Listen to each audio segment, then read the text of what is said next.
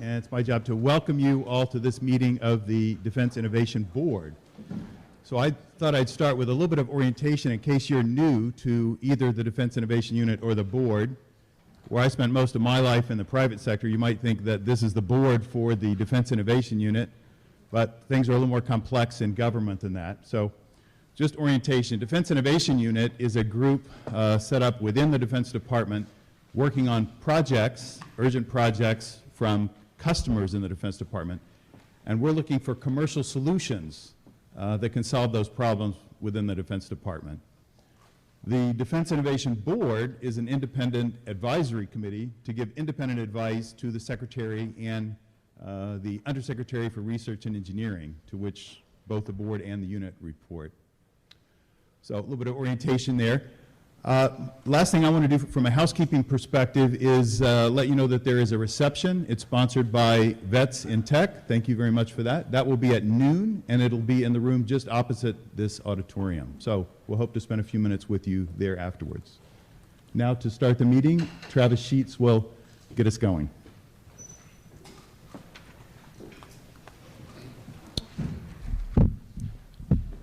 Hi, and good morning. Thank you to the Defense Innovation Unit for hosting us for today at the public meeting. My name is Travis Sheets, and I am your designated federal officer for the Defense Innovation Board. If you have not done so already, please take a second to silence your electronics. Today's meeting is being recorded and live streamed to allow members of the public to attend the virtual meeting. Thank you to the Defense Media Activity for providing their expert support to this event. Welcome to all of our in-person and virtual attendees. As we begin this meeting, allow me to share a few procedural remarks. This board is a discretionary independent advisory board operated under the Federal Advisory Committee Act and the Government in the Sunshine Act. Today's meeting was announced in the Federal Registry Notice posted July 11th, 2019. The public was invited to submit written comments for the board to consider. 13 comments were submitted and will be posted along with the public meeting minutes following this meeting. There have been no significant changes to the meeting's agenda as posted in the Federal Registry Notice. Depending on time constraints, there may be an opportunity for members of the public to provide verbal comments to the board today at the end of the meeting. As a reminder, these are comments to the board, not a question and answer session. With that, I say welcome. And I now turn the meeting over to the board's executive director, Josh Marcuse, for opening remarks.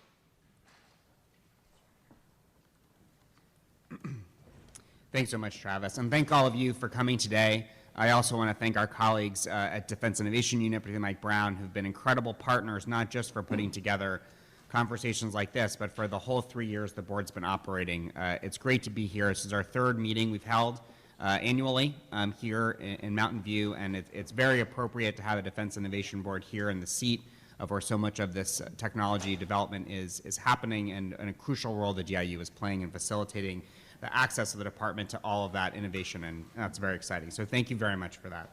I want to first begin by introducing our board members to those on the live stream and also here in the room. Of course, we have Dr. Eric Schmidt, our chair, technical advisor at Alphabet, and a former CEO of Google and former chairman of Alphabet. We have Mr. Kurt Del Bene, the Chief Digital Officer of Microsoft, as well as Dr. Michael McQuaid, Vice President of Research at Carnegie Mellon University, Mr. Milo Medin, the Vice President of Wireless Services at Google, Dr. Richard Murray, the Professor of Control and Dynamical Systems and Bioengineering at Caltech, Ms. Jen Palka, the founder and executive director of Code for America and former Deputy Chief Technology Officer of the United States, Dr. Daniela Roos, the director of the Computer Science and Artificial Intelligence Laboratory, CSAIL, at MIT, Dr. Mark Sarangelo, scholar in residence at the University of Colorado and a former executive vice president of Sierra Nevada Corporation, Dr. Neil deGrasse Tyson, director of the Hayden Planetarium. And then on the phone, we have Dr. Missy Cummings, who, in addition to being one of the first female fighter pilots in the Navy, currently runs the Humans and Autonomy Lab at Duke University, as well as Marnie Levine on the line, who is the Vice President of Global Partnerships and Business Development at Facebook. So let me quickly review what the agenda we have in store for you today is. We'll begin by getting updates from our two subcommittees. We'll start with the Workforce Behavior and Culture Subcommittee that's co-chaired by Jen Palka. and then we'll work through the Science and Technology Subcommittee. Milo will give a couple sort of overview remarks to shape the work that we're doing with that, and then we'll have presentations to the subcommittee. We're very excited. We're joined today by Dr. Michael Zatman, who is the Assistant Director for Networked C3, which is Command, Control, and Communication in the Research and Engineering Organization. So he'll be giving a presentation to the board about the work he does there. Then we'll move on to a conversation about zero trust, a cybersecurity conversation, although it is really broader than cybersecurity. And Kurt will lead up that discussion, and we hope to actually have a vote on the white paper. The white paper is posted on our website. And then Michael McQuaid will talk about our ongoing work we've done for the last almost year, because that project kicked off in this room last July, almost exactly 1 year ago today. So he'll give an update on our work on AI principles and ethical norms for AI and warfare. And at that point, I'll sort of conclude the two subcommittee presentations, and then I'll give a quick briefing, as we do at every meeting, to let the board members know what the Department of Defense is doing with the advice and recommendations they've received over the last several years. So it's really a chance to highlight, I think, some of the promising developments all across the department and the services and elsewhere, things that are people doing remarkable things to promote technology innovation in the department. And then we get to hear from you, which is always something that the board members will look forward to. So I'll have the microphones going around, and you'll have a chance to make a comment. Comments need to be limited to 2 minutes. And if you wouldn't mind filling out a form just so we know who you are, it's important that we collect that for our records. And then they'll end the conversation. So with that, let me turn the floor over to Eric, our chair, to get things started. So thanks, Josh. It's great to be back. We had a very, very good year, in my humble opinion. We did an awful lot of work to help the creation of something called the Joint AI Center, which is something we had talked about a few years ago and discussed when we were here last year.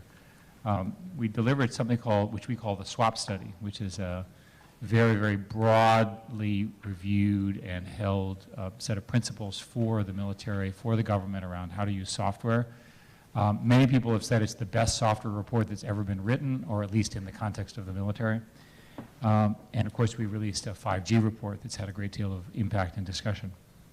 So what we do is, this is now, I think, our third or fourth year in the cycle, is we sort of sit down and we say, what are the interesting projects that we think we're going to work on in the next year? Because we're a FACA committee, we want to make sure that we're communicating as we think about these things. Maybe we'll do these, maybe we won't, but this is the sort of current thought list. We've got a large number of AI and ML projects. I think everybody here, especially, I don't need to tell Silicon Valley this, that AI and machine learning is taking over the world. It's transforming the Bay Area. It's certainly going to transform all the other communities that we work with. You're going to hear a lot about Network C3. It's taken me a while to get used to the acronyms, but C3 is important. We've been interested in biotech for quite some time, both in terms of a threat issue to the nation, as well as what does the technology allow, and so forth. And again, we have some projects that we're going to discuss in that. The general issue about security and networks and how do people work together in a world where people don't fully trust each other has resulted in a couple of projects. One is involved in zero trust. You're going to hear about that. And another one has to do, but that ultimately gets expressed as software, and then zero trust microelectronics. Literally, what do you do about the microelectronics supply chains and so forth? And we have interesting ideas there. And then there's a lot of concern that from a national perspective, we make sure that the innovation that the country needs is well-funded, well-structured, and in the United States or in our allies. We want to make sure that we have all the necessary components to provide fantastic technology leadership under the control of our great nation. So those roughly 7 areas appear to be the sort of the next 12 months of priorities. And of course, that can change based on what comes up in the outside and then whatever else the folks in the DoD are interested in. We continue to be obsessed with the fact that the military is full of very, very good people, and that many of those good people are not treated correctly, their skills are not recognized, they're not promoted. There's just a whole bunch of issues. This is so important that in a second, Jen's going to talk about the workplace and culture program, which frankly goes hand in hand. For those of you that are in the venture industry here, you understand that what venture is, it's basically all about talent. So why is that not also true in the DoD? It makes perfect sense. So, and we have not put enough, in my humble view, again, and we've not put enough effort in that in our own activities, and I can assure you the DoD has not, relative to the importance. And I think that's why we want Jen to talk about this in just a sec. So we're always interested in your ideas. We want to do this as openly and transparently as a process. It's important. There's a great deal of money involved. There's an awful lot of important issues being handled. Lots of people need to participate in this conversation. So with that, maybe I can just directly go to you, Jen. And why don't you, since you haven't really talked about this formally, maybe you could start by saying, why did you set this up? What are the problems? And how are you going to fix them? And aside from that, here you are. Okay, that's a big, big ask, but I will set it up. Thank you. And I think it's very important that we talk about this today. Perfect transition. I think that has been the experience of all of us, especially for me, sort of getting to know the military over the past couple of years after joining the Defense Innovation Board, is meeting so many, as you say, very, very good and bright and wonderful people who want to serve their country and want to serve their country in the way that it needs serving today. That it's a little bit different than it has been in the past. And I think today I'm going to talk about how we have seen all these bright spots and we're very excited about them, but there are some threats to the continuation of those bright spots growing, and that is talent. So on behalf of also Adam Grant, who is on the board but not here with us today, who is chairing that committee, and then the wonderful staff of the DIB on this particular subcommittee, Ben Bain and Aaron Bugg and others. I will give a little bit of an overview of what we're thinking and then ask for your help. So yes, we've been going around to places like Kessel Run and the Joint AI Center, and there we're seeing that the Defense Department is doing, in many ways, what needs to be done to defend our country in a digital age. These are places with fantastic, talented developers and others there using their skills to modernize our ability to defend our country. And what's happening that's been sobering for us is that so many of the people who either are working there in those places or are qualified to work there and want to work there are either not able to join or are being rotated out. And we think that that's, if you were, as Eric said, if you were running a startup here in Silicon Valley and all of your talent were rotated out routinely, you would not succeed. There are larger fixes to this, and we have talked about that in our other papers, in the recommendations that you can see on the Defense Innovation Board website, and I think they're very important, including the fact that we need a career track for technical people in the Department of Defense. We've talked about this before. You can be a lawyer in the military, you can be a doctor in the military and actually do your specialty. You can't do that as a software developer right now. And it's important that we believe it's very important that the Defense Department stay on track and create this career track so that folks don't have to constantly rotate out. But that kind of fix is probably, I'm told, about 5 years. It's going to take a while to make the large reforms that are required to fix this permanently. And in the meantime, we see a crisis where you have people with the initiative and they're not able to get in or stay in. And so we are proposing with this Workforce Now initiative to propose some significant short-term fixes because I don't believe that we can afford the continued impact of these folks not being able to be placed in these specialty jobs in technology for 5 more years. I think the impact of 5 more years of this would be more than the department should be willing to bear. So let me just give some examples. What do I mean when I'm talking about this? You've got, say, a young officer who graduates from a military academy and goes to a top university and gets a degree in machine learning. shouldn't the department be able to recognize the specialty skills that young person has and put them in a job that's going to take advantage of that? That is currently not the case. We have places like Kessel Run and the Joint AI Center where the individuals trying to staff those units have identified talented individuals, tried to bring them in. Those folks want to come in, but what we understand is it's multiple 2, 3, and 4-star generals, not just one, multiple, all need to weigh in and okay a move like this every single time. Imagine that across the number of people that are needed to staff something like the Jake and something like Kessel Run and all of the other units that are coming up and need to come up to give the department the capacity that it's going to need in these important areas, as Eric was talking about.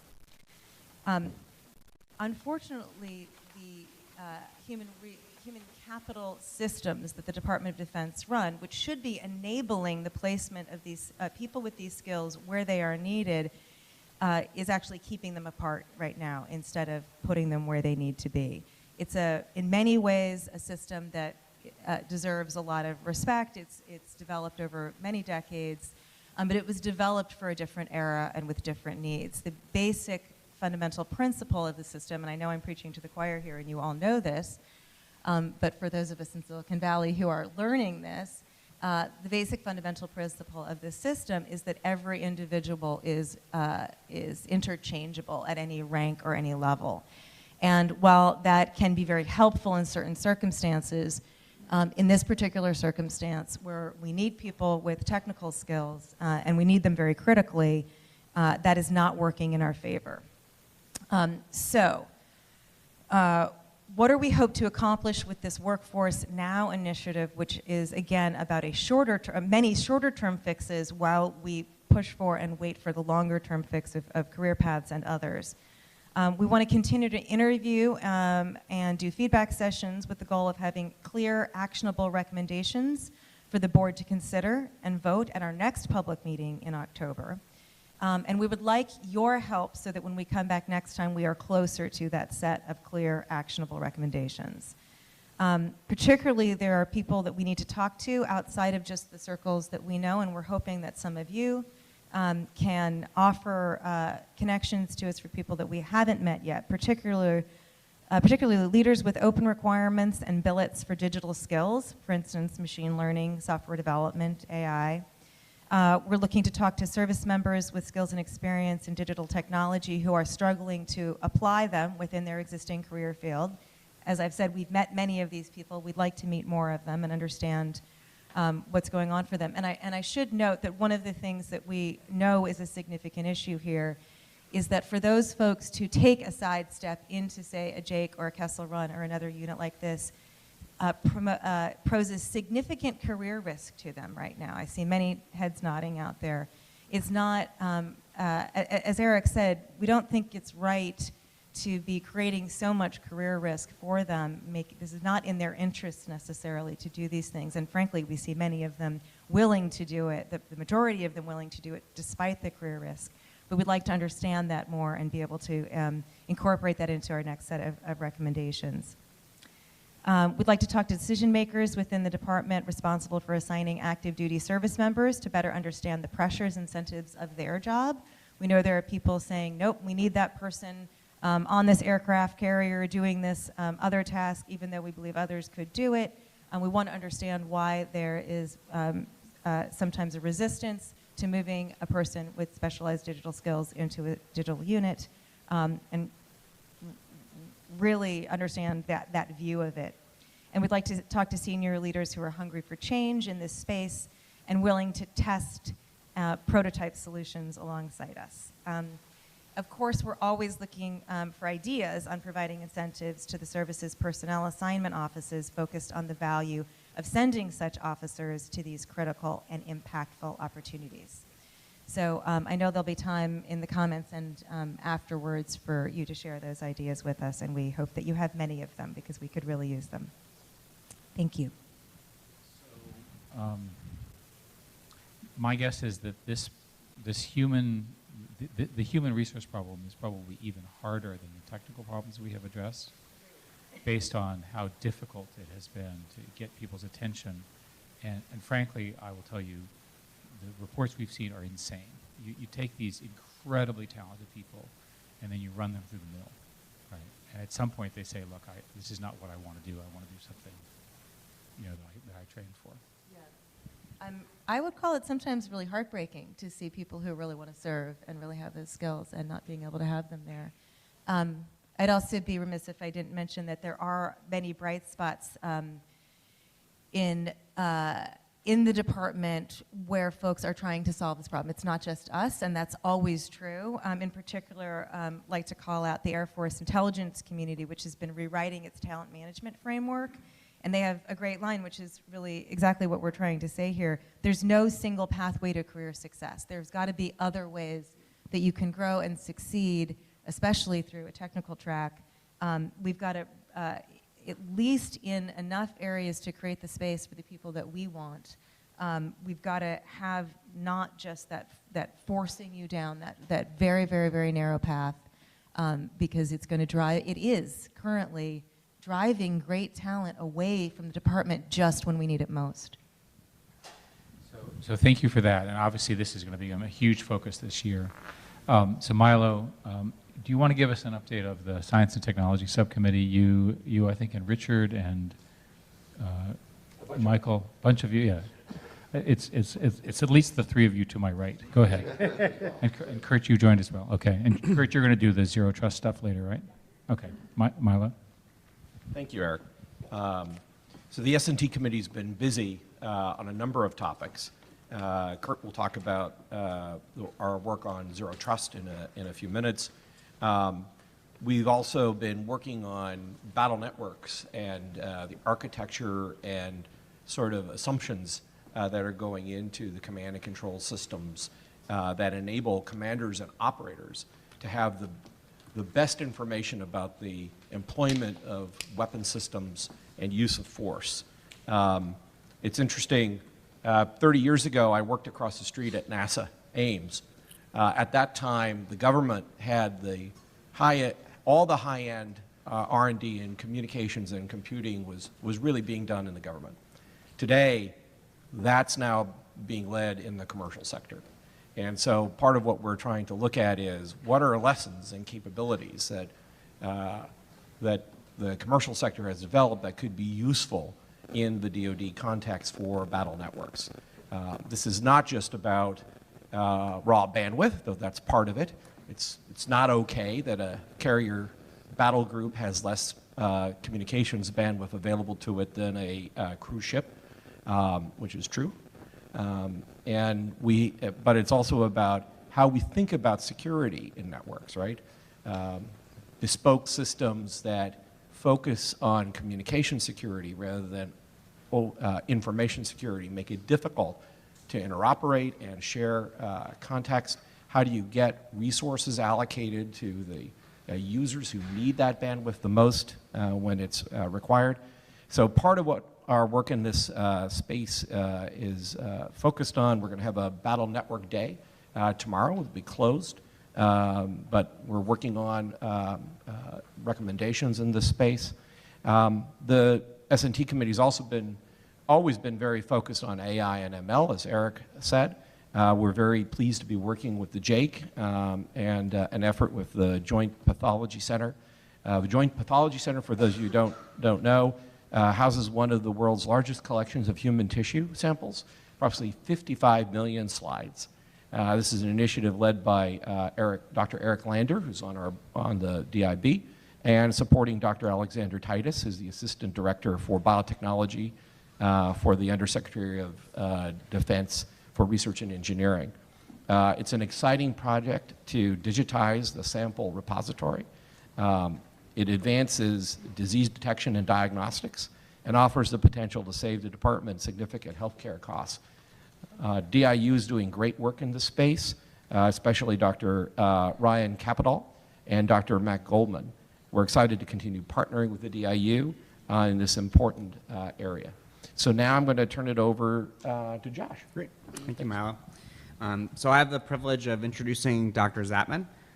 We're honored to have him join us and provide some remarks to the board about his work. Just a brief introduction and framing. His responsibility covers the design of the kinds of networks that Milo described with the purpose of maximizing data transfer speed and throughput for the diverse set of endpoints that all the different services in OSD and intelligence community systems use in order to minimize the latency of those systems and also to improve their resiliency all the way to the tactical edge where our customers, our warfighters, need them most.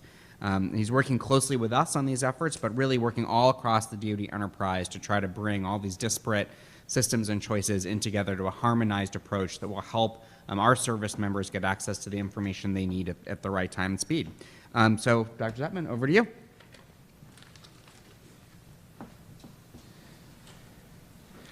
Thank you, Josh.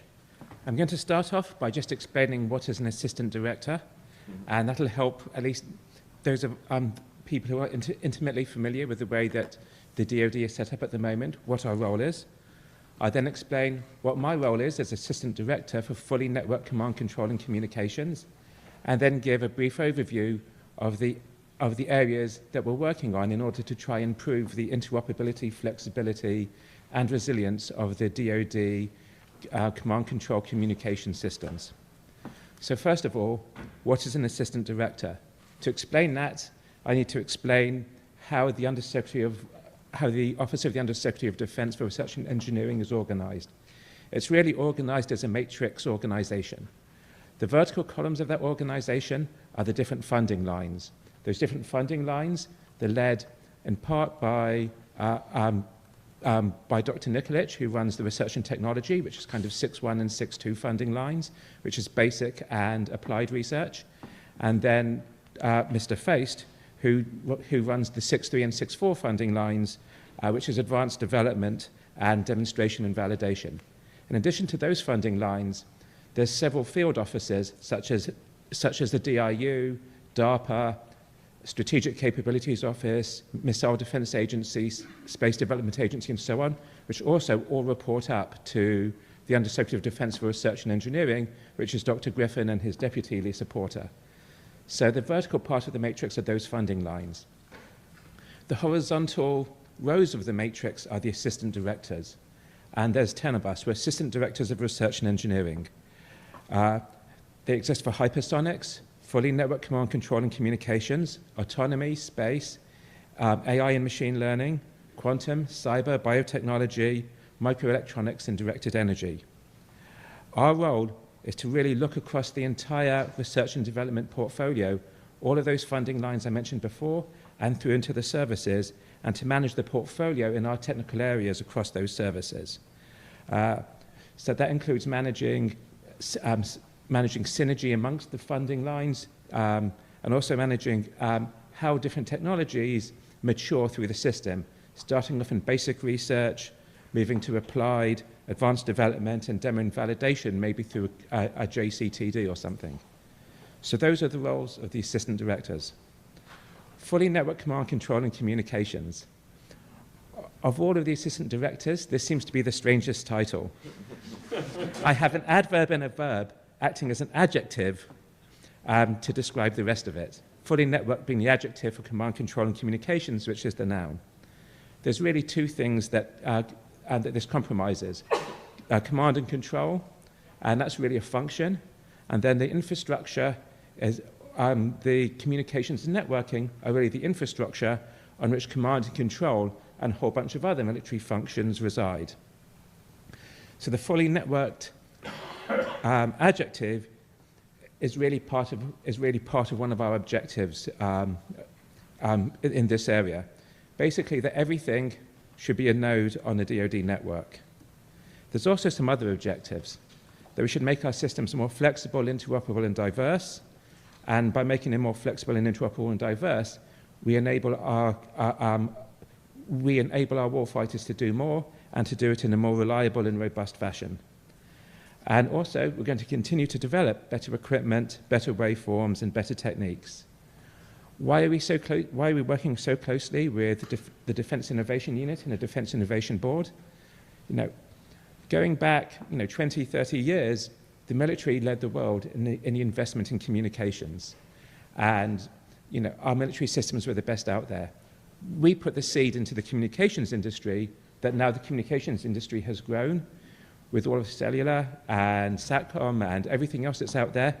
The investment in research and development for commercial communications far outweighs that goes into military communications. So now the role is reversed. We're working with the DIB and the Defense Innovation Unit to see how can we leverage the investment that the commercial world is making in order to take advantage of it for our military needs. So within my strategy, there's 4 thrusts. The first one is unified or universal command and control. Then there's networking, something I'll call physical layer convergence that I'll describe a bit later. And lastly, infrastructure. That infrastructure is basically taking the first 3 technologies and putting them into systems. Universal command and control is really all about interfaces. At the moment, every single DoD system and subsystem seems to have its own interface control document. And trying to integrate new capabilities together means people are working with half a dozen different interface control documents. Everybody's interpreting those in a different way and somehow trying to make a system and integrate it together. That takes time, and if that takes time, that means we lose flexibility and then capability. So what we're studying is how much does it make sense to have a more universal interface control document for what we're trying to do in the military for command and control. And if it makes sense, we will then go ahead and start to implement something along those lines. Why do I question if it makes sense? One example that people use in terms of coming up with standards is the desktop personal computer market, starting in the 1980s and moving through to the 1990s. What started off as something that was very particular, quickly developed standards, and then you could interchange your monitor, your graphics driver, your graphics card, your memory, your disk drives, and everything, and you could configure a desktop computer to be a particular configuration that was optimized for what you needed. All of these standards enable the flexibility. And that served us very well in the desktop computer market. But there are times when the overhead that incurred proved to be a disadvantage. An example now being our handheld computing devices, our smartphones.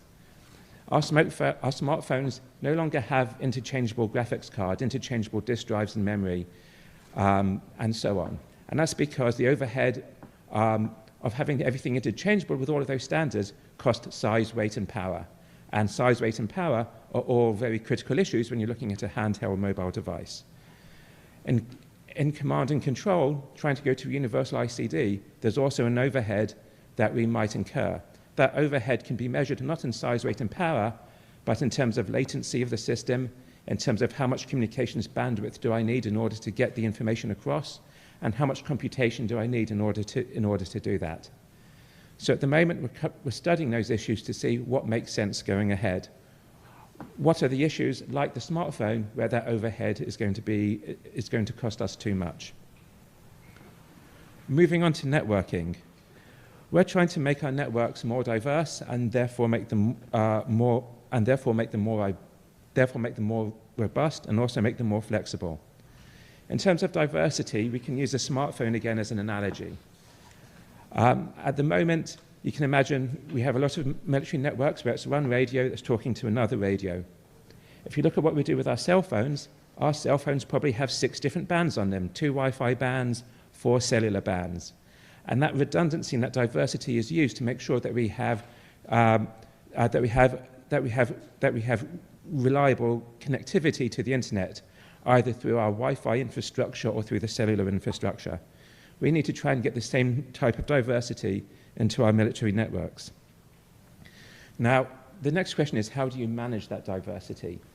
And there's something else in the commercial world that we can start taking advantage of. Software-defined networking and the use of virtualization and network slices is something that we can use in order that we can give our different user groups the kind of quality of service that they need. Those accesses and those quality of service change between different user groups, just like they do for the different use cases in network slicing that we're seeing on the various commercial networks and in 5G. Physical layer convergence is really all about multifunction devices. One way to think about it is the same radio I use to do navigation. The same radio I use to do communication, it can also receive navigation signals. I could also use it maybe to do some kind of radar mission, and it's interchangeable. It's a multifunction device. We use physical layer convergence as a term because this also applies in the optical and the acoustic domains. One of the reasons we're interested in this is because it allows you to make better use of the resources, those resources being power, aperture, and bandwidth. These resources are becoming ever more scarce, bandwidth in particular, as there's increasing needs for it, but also in terms of trying to find space for aperture, for radio systems, and the power that they need. If we can make better use of those resources, we can do more with what we have. The last piece then, we have those three technology areas, is the infrastructure that pulls those all together, that pulls together all of those different technologies into a set of systems that the military can use to ensure that we have robust, reliable communications and networking that enables us to do our command and control as necessary. Are there any questions, or? We have plenty of time for questions. Can I? Sure. Over here. So that was a great overview. Why do you think DoD systems are so fragmented? And nobody made a decision, right? Let's keep all our stuff fragmented and non-interoperable. So one of the reasons they're fragmented is because the DoD itself is fragmented. Army, Air Force, Navy, Marines. The acquisition budgets and a lot of the research and development budgets sit with those individual services. The services, until recently, have had no need to synchronize their investments. So what we've seen happen is different services make different investments at different times, and that means when they try and operate jointly, they have disparate capabilities. And it's not really a matter of the services not wanting to do anything, they've just let the timeline slip, so they're no longer synchronized with each other, so that we don't get a synchronized joint capability. Just to hammer on this, we always hear that this service won't work with that service, but I'd be happy if one service worked with itself, and that if if every service had a fantastic C3 architecture that just worked seamlessly and perfectly and great, that would really, really help them. So just talking about the service itself, pick any one you wish, that you understand them all. What's the gap between where they are and how a service could get itself in good shape? So how do I do that without insulting any service? You could insult them all uniformly. I mean, in the same way that the services are stovepipes from each other, there are stovepipes within the services themselves. So, an example might be the Navy. The individual ship classes turn out to be individual stovepipes within the Navy. And that those ship classes have their own systems that are unique to those ships. And, as somebody goes, in the past, as they've gone and developed the next frigate, they've not worried about how is that going to be compatible with a cruiser. As they've developed the next carrier, they've not worried how that's going to be compatible with the destroyers that are protecting it. Not just within, I don't have to pick on all military services equally. And the Air Force has disparate needs between the tankers, the ISR part, and the fighters and the bombers. And and there's different cultures amongst those organizations. And the culture at the top of the Air Force is you had to be a fighter pilot. I think that's well known. The Army also has big differences between the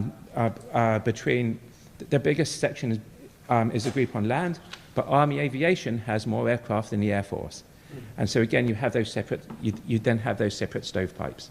And to add another stovepipe in there, the different commands actually have their own issues. So for example, Strategic Command, which runs which amongst other things runs all of our nuclear capabilities, has its own unique requirements and thinks about things in its own stovepipe.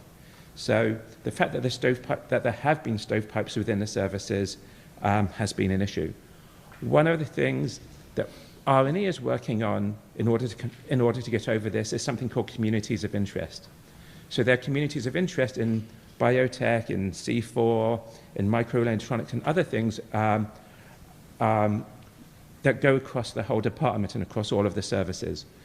Those communities of interest are working at the engineer level, the researcher level, amongst all of the DoD labs in order to get commonality at that level. And it's a kind of a bottoms-up effort in order to help commonality happen. One thing that we've seen recently that I'd like to at least show as being a good thing is that we've started to see these communities of interest propose projects themselves, and those have come up. And for example, one was recently funded within one of the funding lines called the Rapid Prototyping Fund. The services all had their own special projects, but one of the ones that got funded actually came up through a community of interest. So we are doing things to try and overcome some of those issues. Maybe two things. So first of all, you said something which is very important and aligns pretty strongly with what's been a mantra of the Defense Innovation Board for a long time. So recognizing and honoring history of what started in the Department of Defense and became commercial, we're now at a place where the first place we need to look for capacity and capability is in the commercial sector, where there are reasons and investment reasons and infrastructure reasons that place the technology landscape in a superior position in many cases. And so recognizing that as you roll out into the job, I think that's a really important thing to do without ignoring where things are highly specific to the department. So good for that. I think that resonates with where we have constantly come down. The second comment is more of a question for you, which is, as I look through the portfolio the way you've described it, maybe I'm asking for a sort of philosophical question of how much of at the end of the day do you get to which is about software-defined capability versus where does your portfolio have to overlap with the microelectronics portfolio, secure supply, et cetera. So can you just make a few comments on how that sits in your life? Sure. So, at least, all three technology areas that I've talked about are essentially software-defined issues. The universal command and control is all about software and functional interfaces, and the networking is essentially a software-defined issue about how you use the hardware. The physical layer convergence, again, is I have some hardware. What's the software that allows me to do multiple things with it? That doesn't say that we're not looking at the hardware. We've been very good within the DoD at producing exquisite hardware. And we're starting to become good at saying how can we use commercial hardware more effectively for the DoD. Your issue about security, supply chain, microelectronics, all relates into how we work with each other. There's 10 assistant directors. One of the other ones is the assistant director for microelectronics, who's Nicole Petter. The 10 of us sit in the same office suite.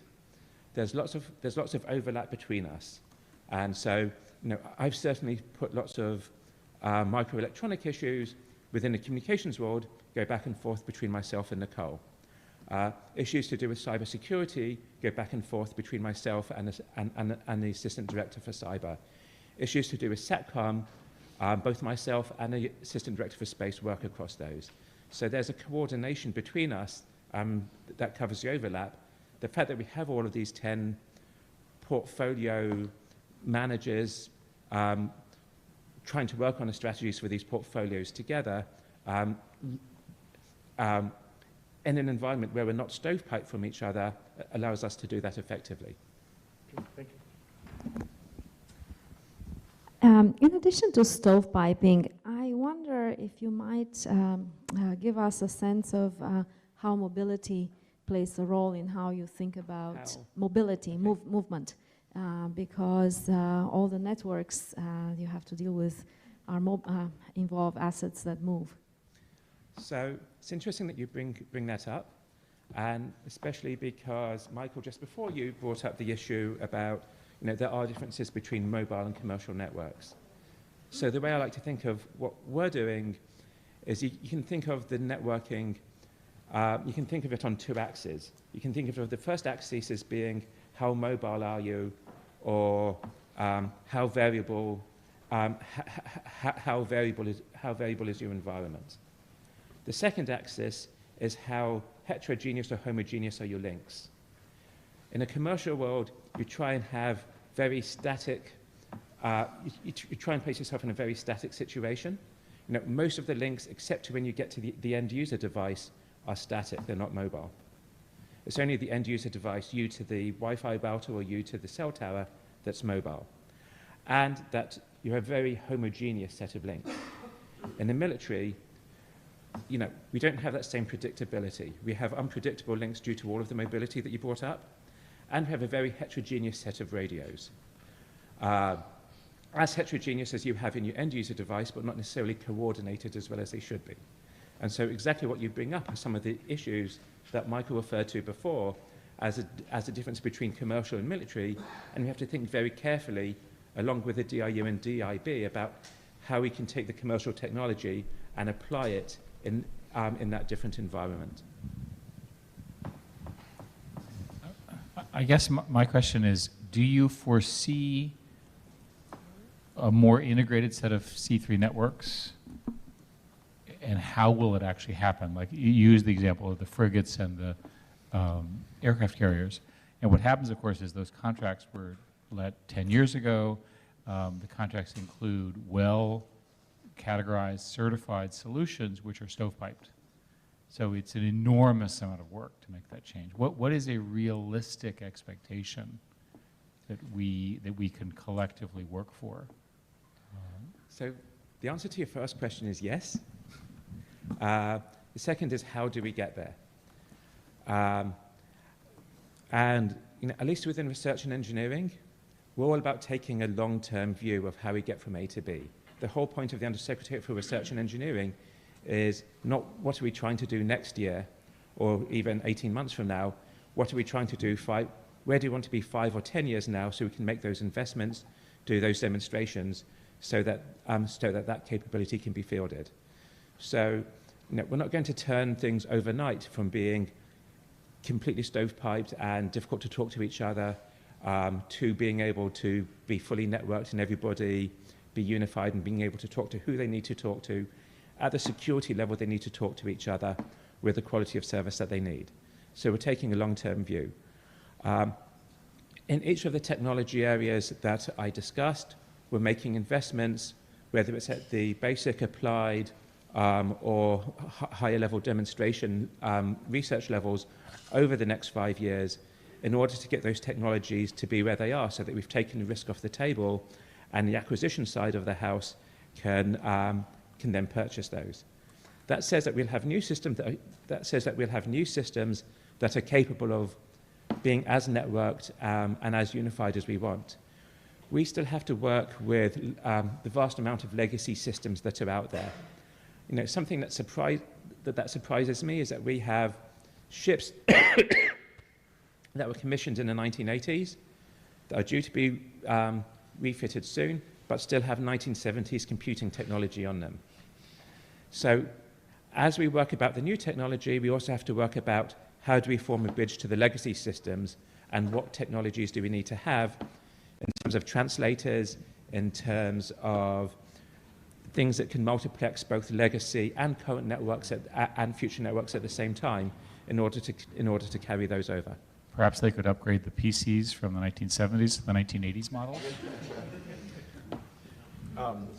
One other thing I think it's probably important to talk about is if you move to cloud-based backends, right, for services, the networks become even more important, right? Not just the bandwidth, but also security in that context. How do you think about cloud and the future of DoD C3? So that's a double-edged sword, because you know, for the cloud to work, you need to have a very good network. But as we move to software-defined networks, it's the cloud that's organizing the fact that it's software-defined. So one of the issues that we have to tackle from a technical point of view is, as we move from that network, the commercial network I described before, where we've developed these technologies, which is static and fairly homogeneous in its links, to something which is variable and inhomogeneous, how do we re-architect the cloud to be robust under those circumstances? So, you know, I certainly think the cloud is the right way to go for the moment. And if you go back to the 1970s, we sort of had the cloud and everybody had a little terminal. Yes, right. We then moved into the 80s and the 90s, and we had, everybody had all of the capability on their computer. And now we've kind of gone back to having centralized capability again. I'm curious to see what will happen 20 years from now. But, for a moment, given where we are, I think the cloud is the right way to go. How we migrate the cloud to being robust on a tactical network, with its variability and with its inhomogeneity of the links, is something that is a problem that we are looking to tackle.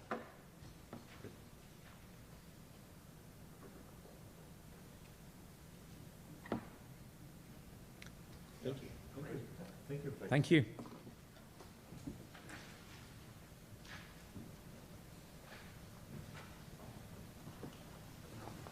I think next we'll move on to the Zero Trust paper. So, Kurt, if you're ready, take it away.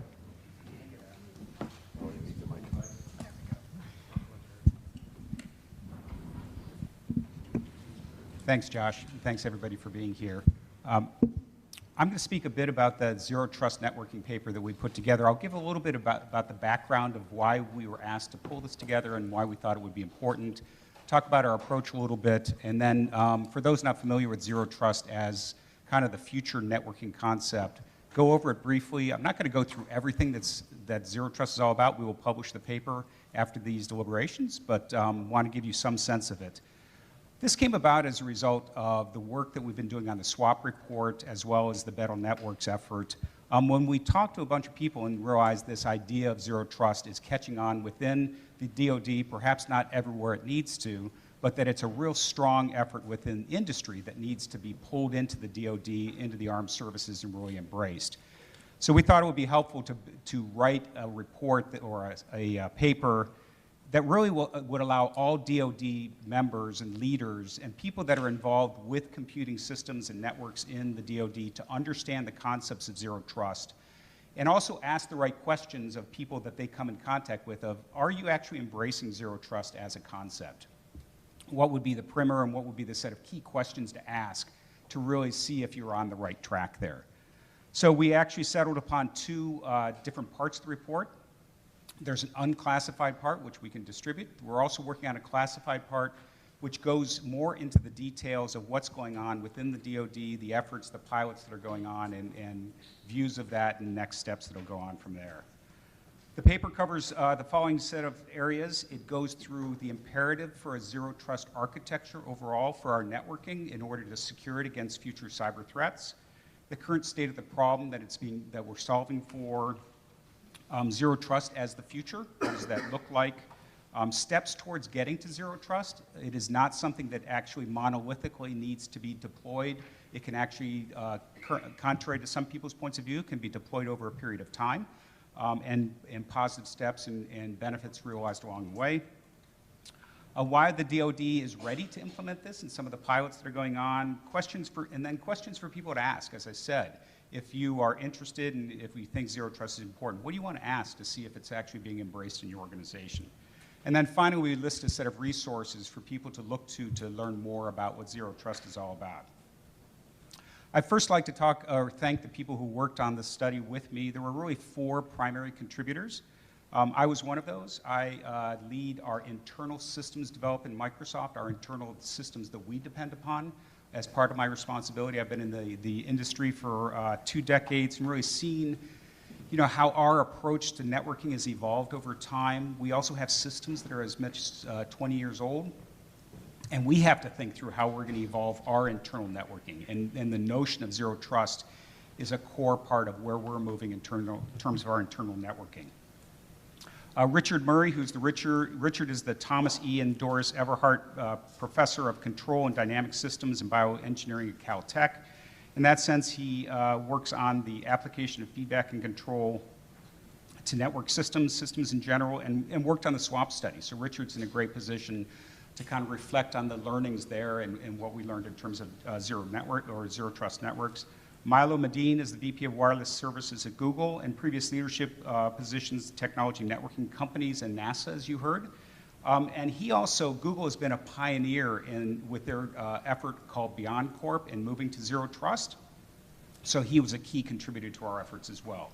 And then Gilman Louie, who you see in the audience, who acted as a consultant to the DIB and has been involved with the DoD and government systems for many years and had a lot of contributions to make the report as well. We also received input from folks in DDS, the Defense Digital Service, from DISA Cybercom, and others in the DoD, really to kind of better understand what the current point of view is and where they are in their efforts internally. So with that, let me turn briefly to the paper overall. And the thing I think that is most important to understand is that cyber threats are increasing in sophistication and in intensity over time. We just in Microsoft are seeing literally a tenfold increase in the attacks that we see and that we see in the industry overall. And the notion of how cyber attacks occur is getting more and more sophisticated. So things like social engineering of interactions with individuals to get them to give away their credentials are becoming commonplace. And what you find as a result of that with this rapid evolution is that the traditional notion of perimeter-based security is no longer sufficient. Just very, very quickly, the whole notion of perimeter is you have a network, you're not allowed in unless you provide name and password. But typically when you get in, you have rights to almost everything. And with this increase in sophistication, it is inadequate to say that that is the boundary of our domain or our security domain. So zero trust has emerged as a way to kind of approach that by augmenting perimeter security. It does not replace perimeter security, it adds to it. To level set on what it is, in the simplest terms, it means that there is no trust within the network. You assume that the network is going to be breached, and it doesn't actually give you rights to anything once you're inside the network. And so there's a whole set of efforts that you have to do that assumes the breach occurs, but then all the security comes from your particular credentials of who you are as a result. You have to think about with the increasing number of endpoints within a network, if you think about new technologies like AI and 5G and more endpoints, the intensity of network usage is going to increase. The points of potential risk are going to increase as well. And so again, this notion of assuming that you're going to be breached and figuring out a different approach to how you're going to secure yourself becomes more and more important. It also means that left to its own devices, because of this increase in complexity, your cost of managing your network, of securing your network, is going to increase astronomically as well, unless you take a fundamentally different approach. So the whole end-to-end strategy has to change, and we believe it has to change from this notion of perimeter security to this notion of zero trust networks. You can kind of think of the analog as if you live in a house versus you live in an apartment building. And the paper talks about this analogy as well. When you live in a house, there's only a few potential entry points to the house. So you lock the front door, you lock the back door, and you think you're pretty secure. If you think of yourself as living in apartment buildings, there are literally tens, maybe hundreds of different doors. And there's the notion of being able to close off the entire apartment building through that front door is gone.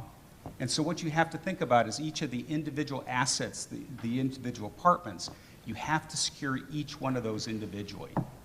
That analogy is really the analogy of what zero trust does. So what we're recommending is that we augment perimeter security with zero trust networking concepts. And simply spoken, there are really three fundamental principles involved here. The first is that you have to verify the user. Somebody trying to access network capabilities or system capabilities, you have to know for sure that that person is who they say they are. This most often involves multi-factor authentication. It's not enough for somebody to have name and password. You also have to have another factor, whether it be a CAC card, which the DoD uses, and could be another thing that you have, but ultimately going towards biometrics, that I can actually validate that the person accessing the resources is the person that I think it is. You have to verify the device. You have to say that when I give access to this device and this person, it's not going to add risk to my organization by having a virus on it, for instance. So you must have positive confirmation that the device is secure and not tampered with. And then you go to verify the particular access principle, the access privileges that the person has. So you say, not just can you access the network, but can you access this particular asset that's within the network?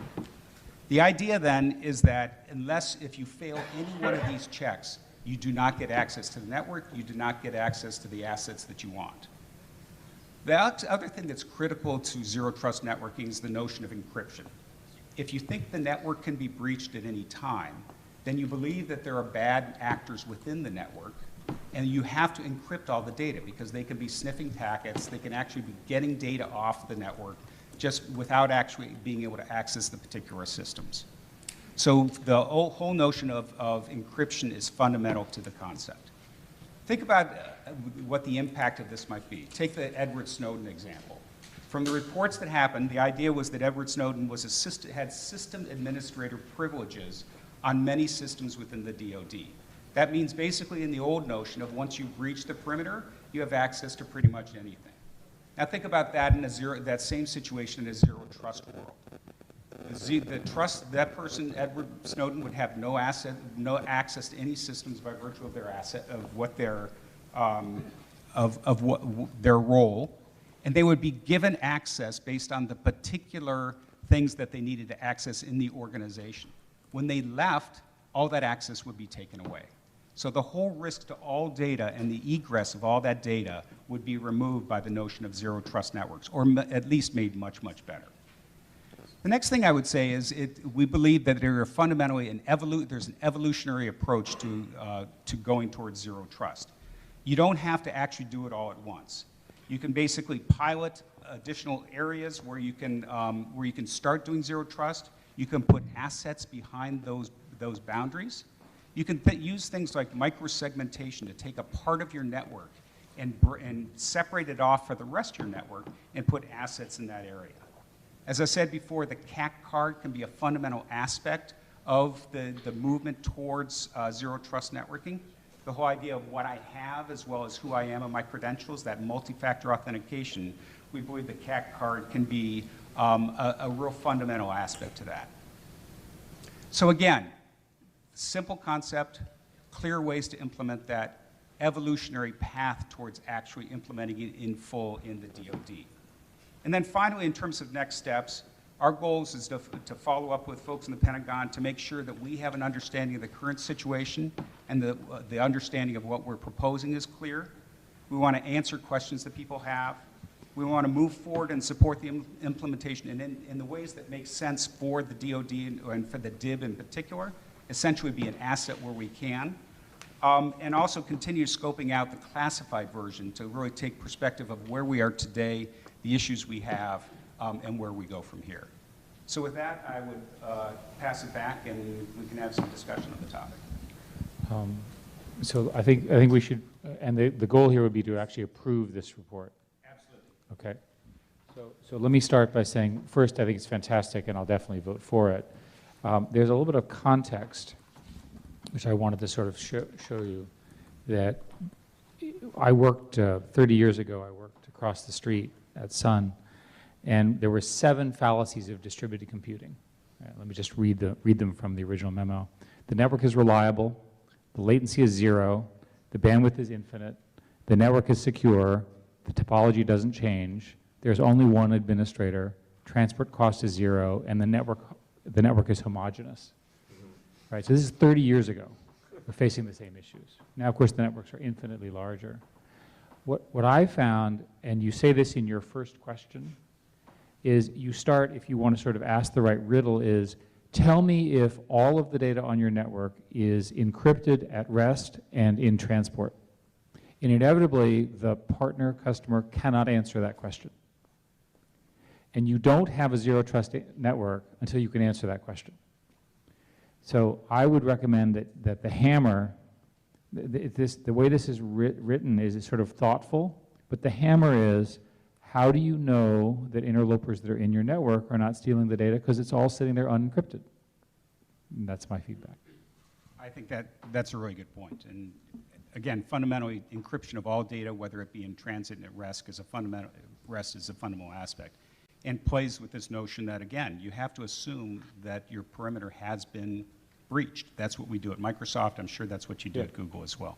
Milo? Yeah, I would just say, building on that, when I think one point of clarity, when you say data is encrypted at rest, it's not just encrypted at the disk level, right? Because system administrators have access to that encryption at the disk level. The issue is you want to encrypt the information at the information level so that a system administrator can't get at it. He doesn't have the cryptographic credentials just because he's running the system to actually decrypt the actual application data on that machine. And so that requires a different level of thoughtfulness about information architecture, right? Because you want to be able to segment information, use crypto not just to authenticate access, but to separate it so that only people with the appropriate roles can get at the information that's required.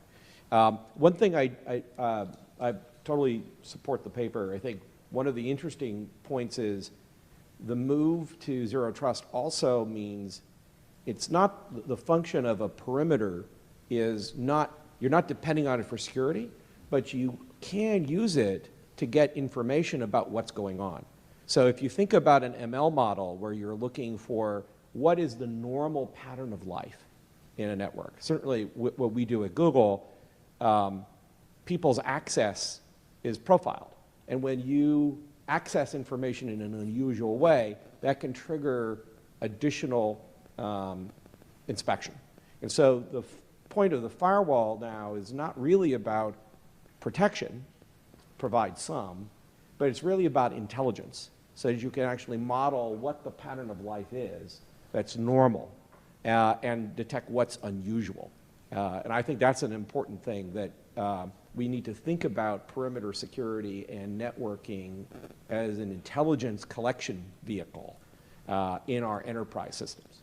I think that's a good point. I think the other thing that we talked about in our discussion is when you talk about validating who that person is, an attribute of who that person is can be where are they coming from. Right. And if they're coming from a bizarre place that is not expected, then you basically fail that test that you know who that person is. I also support the paper, but we run very similar parallels when we are dealing with SCI within the DoD. Everything is compartmentalized in that way. It's essentially a parallel version of this that's been active and moving on. Have you looked at how we might be able to take the lessons learned, positive and negatives, from that piece of what we do and apply it here? Because it seems to be the same thing. Essentially, we're compartmentalizing down to a need to know on all data. The second part of the question is, as we talked about earlier, there's a lot of siloing going on already to a great extent within our systems. This effectively will take that to the next level. How do we compartmentalize and still at the same time break down the barriers that we need to break down, as we talked about earlier? I think it's a good point. I don't think we've necessarily captured all the learnings, and we probably should there. I do think we think about, you can segment things at the network level through microsegmentation. You can also segment it by role. Actually, one of the more challenging things, I think, are defining the roles of who is who in the DoD, and then having a system that says, not just, if I'm hired on in this role, I have these access privileges. When I change roles, in theory, immediately, your access should change. And so I think there's a lot of learning still to be had there. Kurt, I think it's really good, and I think the way the case is made that we're not substituting zero trust for perimeter access, we're adding zero trust in. Can you, and you talked a little bit about it, but maybe can you elaborate just a little bit on the sort of situation that we can begin to layer this in without having to wake up tomorrow and invest a huge amount of money to completely switch our security profile? Yeah, there's some interesting pilots that are going on where using microsegmentation to say, hey, there's a portion of the network that routers are actually able to control access to based on who you are, and then taking some of the key assets that exist that may be the highest security assets and putting them in essentially a network of networks. That's it, and we're thinking through this at Microsoft as well. And you can do it two ways. One, you can say your most trusted assets you put behind such a micro-segmented architecture. Or a proxy. Right, exactly. The second thing you can do is you can take some of your most vulnerable assets, and I think about things like printers with network operating systems on them now, and you can put them in less accessible places as well. There have been some of the attacks going on involve printers and other IoT devices, and you have lots of different operating systems, not all of them patched appropriately, so moving them off is another approach as well. I would just say I'm compelled, having worked on the swap study for a year, to say this fits absolutely in the category of start, do something, make progress, see if it works, fix it, do better. So I think it's terrific.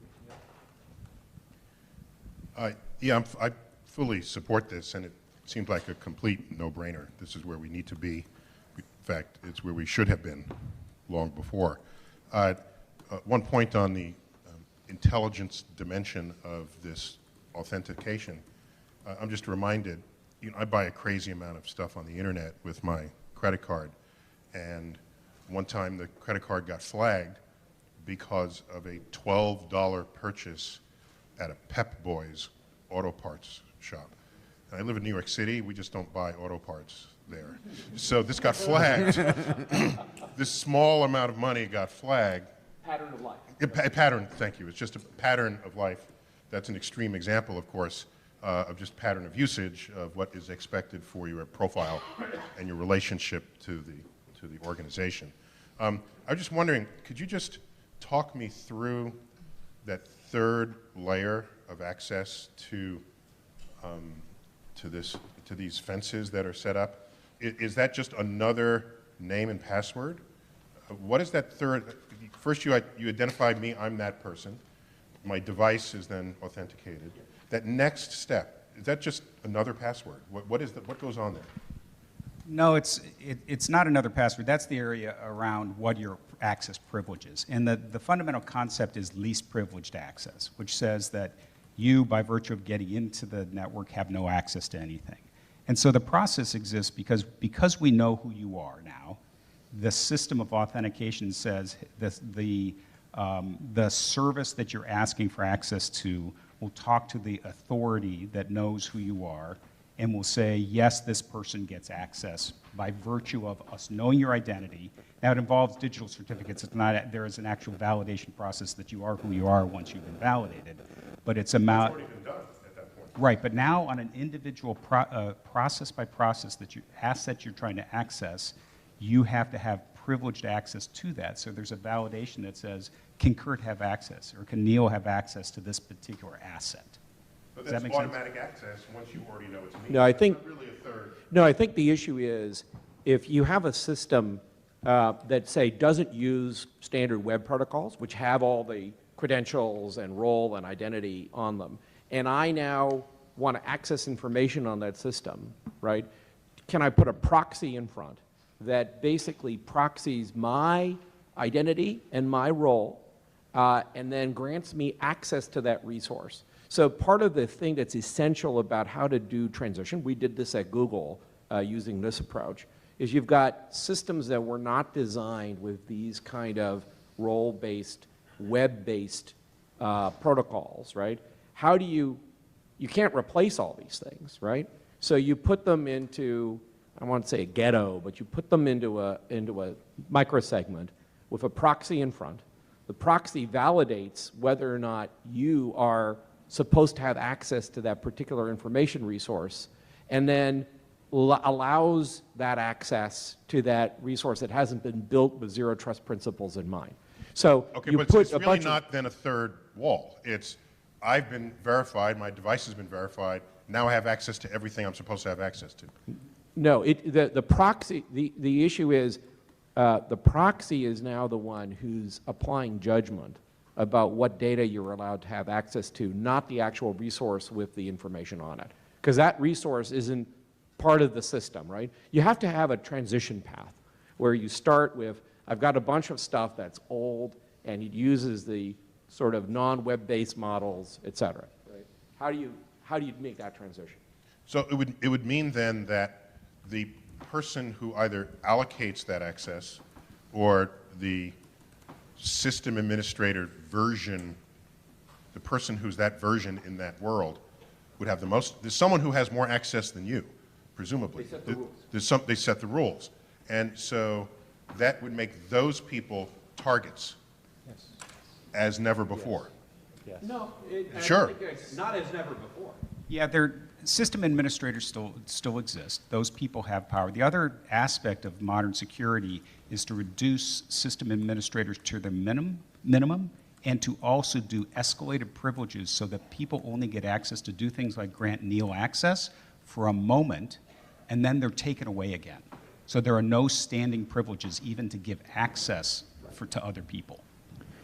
So years ago at Google, when we would buy a little company, they would come with a whole bunch of IT infrastructure, and we would inevitably take that IT infrastructure and put it in a data center and put it in a ring-fenced network, which had a proxy that only allowed certain access, which we internally called jail. And then there was a big program to get them out of jail, right, to sort of move them into this architecture. So if you follow that analogy, then the vast majority of the DoD systems are going to have to be in their own little jails with their own little proxies, where you're going to have systems administrators, which is exactly Neil's point, who are going to be making these decisions about cross-access. And this is like a total mess, because as Milo said, you can't make the transition just in one day. So what we don't talk about in our report is what does a transition plan look like? Have you thought about that? Is that additional work that you think we should try to help them with? There are definitely models from companies like Google and Microsoft as to how to pilot and expand. I think we are just in the early stages of saying what that would look like. I think the classified section provides us an opportunity to look at the pilots that exist. We have spoken already to folks that are doing piloting the concepts, but I think we still have to work through how richly would we go into the particular recommendations on the networks involved specifically. Yeah, and I think it also relates to DoD's general movement towards cloud and information and changes in the back ends. So you have to make a decision. Do you proxy something, right, and leave that in place for a period of time, or do you euthanize it, right, and move its information into a modern compute environment that comes with all of this to begin with, right? And so I think those are the challenges that DoD has, and there's not going to be one way to do it. There's going to be different systems, and you know, I think, as Kurt said, you know, the classified world has some of this, but let's not forget Snowden breached classified systems, right? Because things weren't as compartmented as they should have been, and you had a whole set of factors that played into his ability to do that that are going to have to be addressed, even in a classified world. So let's get are there any final comments from the board? Yeah, I've got one. Go ahead. So if this is successful and it catches on, then that takes away an entire plot point of movies where someone, you know, they gather around the computer and they get the password and now they have access to all the launch codes and the missiles and things. So they'll have to be a little more creative now in storytelling. Yeah, the next one will come up with some sort of an AI that manages to breach the unbreachable defenses that Milo has put in place, and that'll be the next narrative. Yeah, all right, we're there. Don't worry, the movies will continue. I have a quick clarifying question for Kurt. So I think for me reading the paper, and I think others that are sort of newer to this technology might infer that when we talk about zero trust access control, we're talking about mostly human beings interacting with devices, exchanging information with each other over, you know, those kinds of systems. But I actually think that the paper is really also about everything that Michael raised, about talking about all the different machine-to-machine nodes that have to communicate with each other, and what are the handshakes that have to happen to know whether a machine can trust signal information it's getting from a sensor. Can you talk about those two different dimensions of it? Yeah, it's a really good question, and it definitely, and we could probably make it more clear in the paper that it should be about both of those concepts. The first thing I would say is a lot of the machine-to-machine access, there's a lot of it that exists today, and a lot of that is done without the notion of multi-factor authentication. Essentially, when you steal a person's name and password, if you can find the interfaces and systems that are name and password only protected, then you can get into those systems directly as a result. So when you breach somebody's password, it's not just about breaching it as an individual. You can breach it and then impersonate a machine talking to another machine and accessing all the data as a result. There is the notion of what is a digital identity for a system or a machine, so that you know that this particular machine talking to another machine is in fact the one that it says that it is. And so the concepts are actually identically parallel. It's just you have to impute what the notion of the identity of a different system is, and then everything kind of flows from there. Speaking for myself, I think you guys did a fantastic job, and the penalty for doing a fantastic job is now you have to actually work on this. But before we do that, we need to have a formal vote or non-vote. So can we go ahead? Are we ready to vote? Do we have a show of yeses to approve the report? I'll raise my hand. Okay. Yes. Josh, can you count? Yes, Okay. I do. And then also, we can turn to our board members on the phone, if they could also chime in with their votes as well. Of course, we ask for any nay votes or abstentions. I think this is carrying unanimously, Eric. Okay. Good. Shall we not? We don't have to vote for the noes then if everyone voted yes? I think we have the majority that we need to get this through. Excellent. So, but in return, I really do want you now to then take the next step of understanding what does the implementation look like, because I think the implementation for the DoD is going to be much more difficult than corporations, and every company I know of has struggled mightily with these issues. Yes, go ahead, Jen. Of course, ask for. Yes, for Misty. Abstentions, I think. Those were 2 additional yeses? Your voice was encrypted. Yeah, I do. I think that's the poverty of network bandwidth at work. Indeed. Yeah, so tying it all together, I agree. And also just to note, since we started out talking about greater technology competence and capacity in the department, this is going to require that. This is work. This is, we've said before, software is something you do, not just something you buy. This is something that needs to be done, and it's going to take a lot of great, smart people. So pulling it all together. Let's see. So Josh, are we going to have Michael give us an update? Yep, absolutely. That's our Michael. Yeah, that's our last S&T presentation. Thank you very much. And it's good to be here where we initially launched the conversation around AI ethics. In typical DIB fashion, what you're going to get is a little bit of work in process and engage so you understand the openness with which we've approached this conversation around the AI ethics principles. I'll give you an update on where we are and just a little bit of the internal thinking that's going to lead to what we hope are our set of proposed principles coming up here later in the fall. Our task, as you remember, starts with the assumption that and if you needed any more zealots than you see across the table up here, with the assumption that AI and associated other versions of what you might call AI, whether it's AI machine learning, AI, et cetera, are already impacting and will impact essentially every element of the Department of Defense and the mission that it delivers. And that's not just the pointy end of the spear and the person who are delivering effects in a battlefield environment. That is across the enterprise. So in the backroom operations, in the way we care and feed and clothe and maintain capability across the enterprise.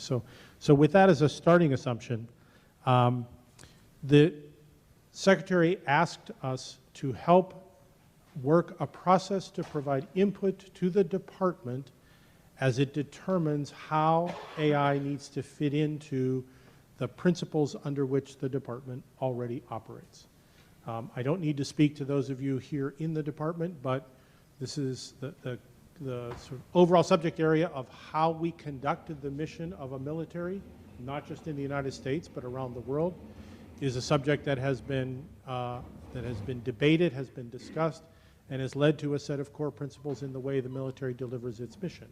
Those principles are founded in who we are as a people. They are founded in the documents that describe us, like the Constitution. They are founded in the international norms under which we operate. Those all define the rules of engagement, the rules of law in a military engagement, and the way we treat civilians and the way we treat people who are not civilians, et cetera, et cetera, et cetera. So we are not starting this conversation on completely virgin territory. The question that the department has asked itself, and by then reference to us in helping, is what does AI mean in that context? On one extreme, an answer could be, there's nothing new here under the sun. Everything that AI presents as a set of technologies, capabilities, and decision processes could simply be already covered by the way we bound our engagements and we bound the ethical principles under which we pursue our missions. Conversely, we could reach a point where we, the department, could reach a point where we say, there are really things here that are new, and they present new and novel issues to us with this technology, with the deployment more broadly of this technology.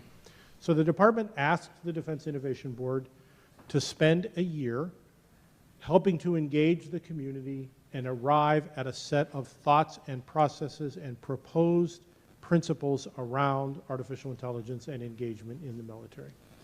Help us, the department, understand what is in fact new or not. Help us understand if our current principles need or should or can be augmented, and ultimately lead to the articulation of a framework for the deployment of AI in various situations across the department. We have been doing that for the better part of a year now. It has engaged essentially all members of the Defense Innovation Board at one point or another. We started with and are in the middle continuing of a series of information gathering sessions. Many of you were part of the session out here. We had a session in Cambridge last January. We had a session in Pittsburgh in March, I think, and we had a session in Stanford in April. Those sessions involved generally public attendance and public comment, and for those of you who are part of it, some fascinating comments by people who are just concerned citizens, one way or the other, about artificial intelligence and the implications. Those sessions also involved invited experts from a very broad spectrum, people who came as ethicists, people who came as people who would use the technology in the field, people who use AI in various walks of life, et cetera. Those are really fascinating conversations that helped us to begin to coalesce onto a set of sort of guiding principles that we might want to put in place for the department. We also, as we begin to draft our thoughts, I wouldn't even say that we've reached the point of being able to articulate principles yet, but as we begin to draft our thoughts, we spent a session a couple of weeks ago in the Pentagon with what started out as a red team conversation, but essentially was an audience of people who would be in the field ultimately at the command level, having to live with a set of principles around AI and ethics. And a fascinating conversation amongst really, really smart and concerned and deep thinking people as to how this technology, first of all, forget principles for a moment. This is a bad thing to say, never forget principles, but how this technology impacts the decisions that are available to be made, that have to be made, and ultimately how commanders in the field think about making decisions in times of conflict or in times of preparation for conflict, et cetera. So an absolutely fascinating session. We will continue that over the next several months. And ultimately, our target is to be sitting at our October public meeting, having the same kind of discussion we just had on the Zero Trust Network. So a presentation on where we arrived at in the deliberation and debate. That will include a set of possible principles. Remember that the DIB does not own the principles. The Department of Defense will own the principles, but the DIB will deliver a report with a set of possible principles for the department. We also will likely have recommendations that would go around those principles. So recommendations on what the department might want to do in the rollout, in the necessary ongoing research or investigation around those principles. So our target is to get to October and be in that position. So that's the sort of preliminaries. Let me sort of go through just sort of some of the thought process we have underway. So some key themes as we talk about AI and ethics. First of all is a question of transparency, a question of being able to trace a principle and a decision that ultimately gets made in an open, transparent fashion. A little bit of elaboration to what I said before, that our hope is to be able to base any new principles to the maximum extent possible on that whole body of work that describes the principles under which we already operate. And so, again, asking the crucial question, what does AI present that's new, and therefore how do those principles layer on top of very well-established guidelines, principles, ethical frameworks that we have had in place. We have had, as you can imagine, lively debates on defining scope. So are we saying principles for AI? Are we saying principles for AI in the Department of Defense? Are we saying principles for autonomy? Are we stumbling into discussions about principles of ethics on technology? And so we are trying to continue to frame this in a conversation around artificial intelligence and the definition of artificial intelligence and what principles should be as narrowly defined to make sure that we are addressing the specific challenge around AI. We talk about recognizing the asymmetry that exists culturally. We ask our machines to be better than our people. And that's not a trivial statement. We have warfare, operations, engagements that are conducted by fallible humans, and we have a way of thinking about the fallibility of humans. We have a way of thinking about fallibility of humans that assumes that people will make a certain level of mistake. We train, we equip, we engage, we learn from actions, et cetera. And yet, as all of you know, particularly people here working on autonomous systems here in the Valley, we place a much, much higher level of obligation on our machines. And how do we think about that in the way we will make principles related to artificial intelligence? One big area that we talk about is what makes AI different. So is artificial intelligence today different than any other IT technology that we have talked about in the past? So we've been using various forms of computational technology for a long time. And where does AI cross a boundary that requires us to think about things different? So I'm going to go through a list of topics. Please don't interpret these as we decided this is a true statement. These are the kind of things that we're talking about as we go through the process. So one is the role that AI plays specifically in augmenting human judgment. So it's not just presenting more data, it's not just presenting more information to a human, it's augmenting the decisions and judgment that the human makes. So that's one thing we think about as a potential difference. We talk about the safety challenges, and a lot of this relates to how we determine whether our AI systems are doing what they think they're supposed to do, what we think they're supposed to do. So we have long experience, some good, some not necessarily good, on the way we do validation and verification on computational systems. The question, how we do testing and evaluation, ODT&E, T&E in general, and how does AI present new landscapes there? In particular, for machine learning systems where we learn over time, what is the challenge of being able to continuously determine the provenance, the efficacy, the validation, the verification, and go back to Kurt's presentation, the trustability of an AI system. So there's likely something that AI presents that is different than just an extension of classic IT.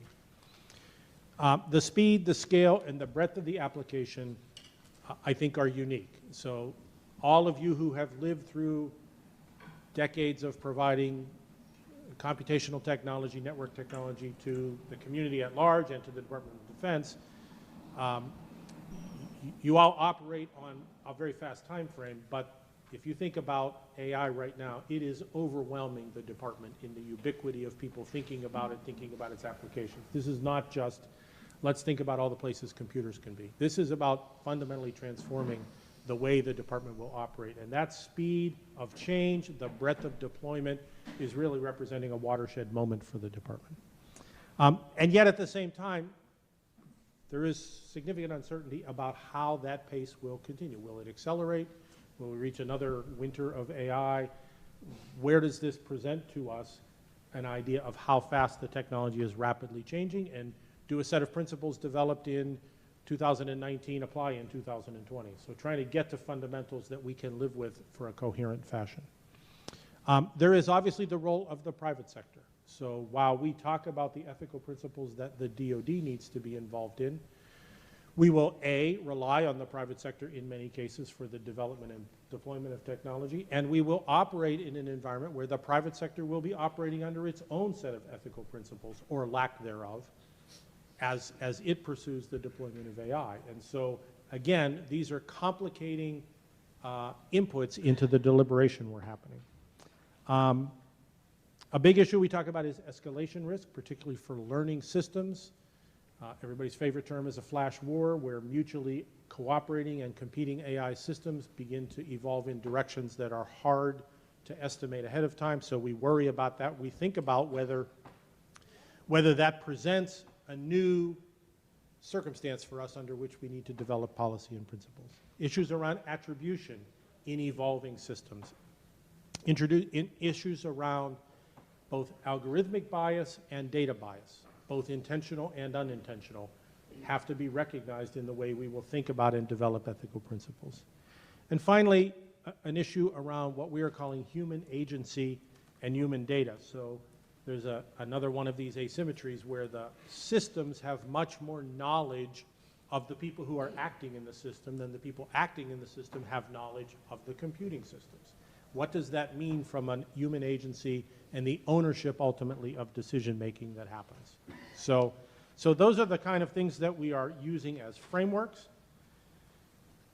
The question is, so let me give sort of examples around some of the meta principles that we are using as we begin to focus the work down to a set of principles.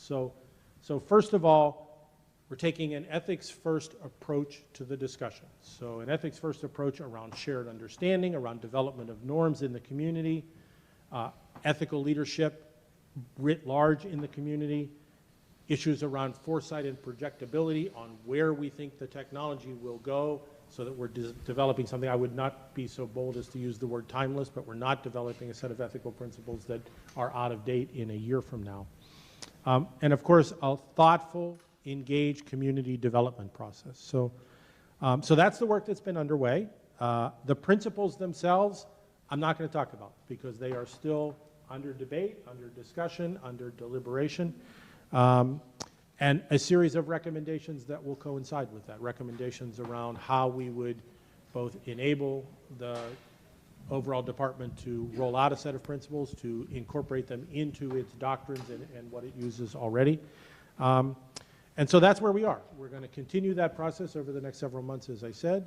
We'll have a couple of more integrated sessions, in particular with people directly impacted by any principles that would be articulated, to think about the implications of those in the way we prosecute engagements. And again, I will go back to what I said in the beginning.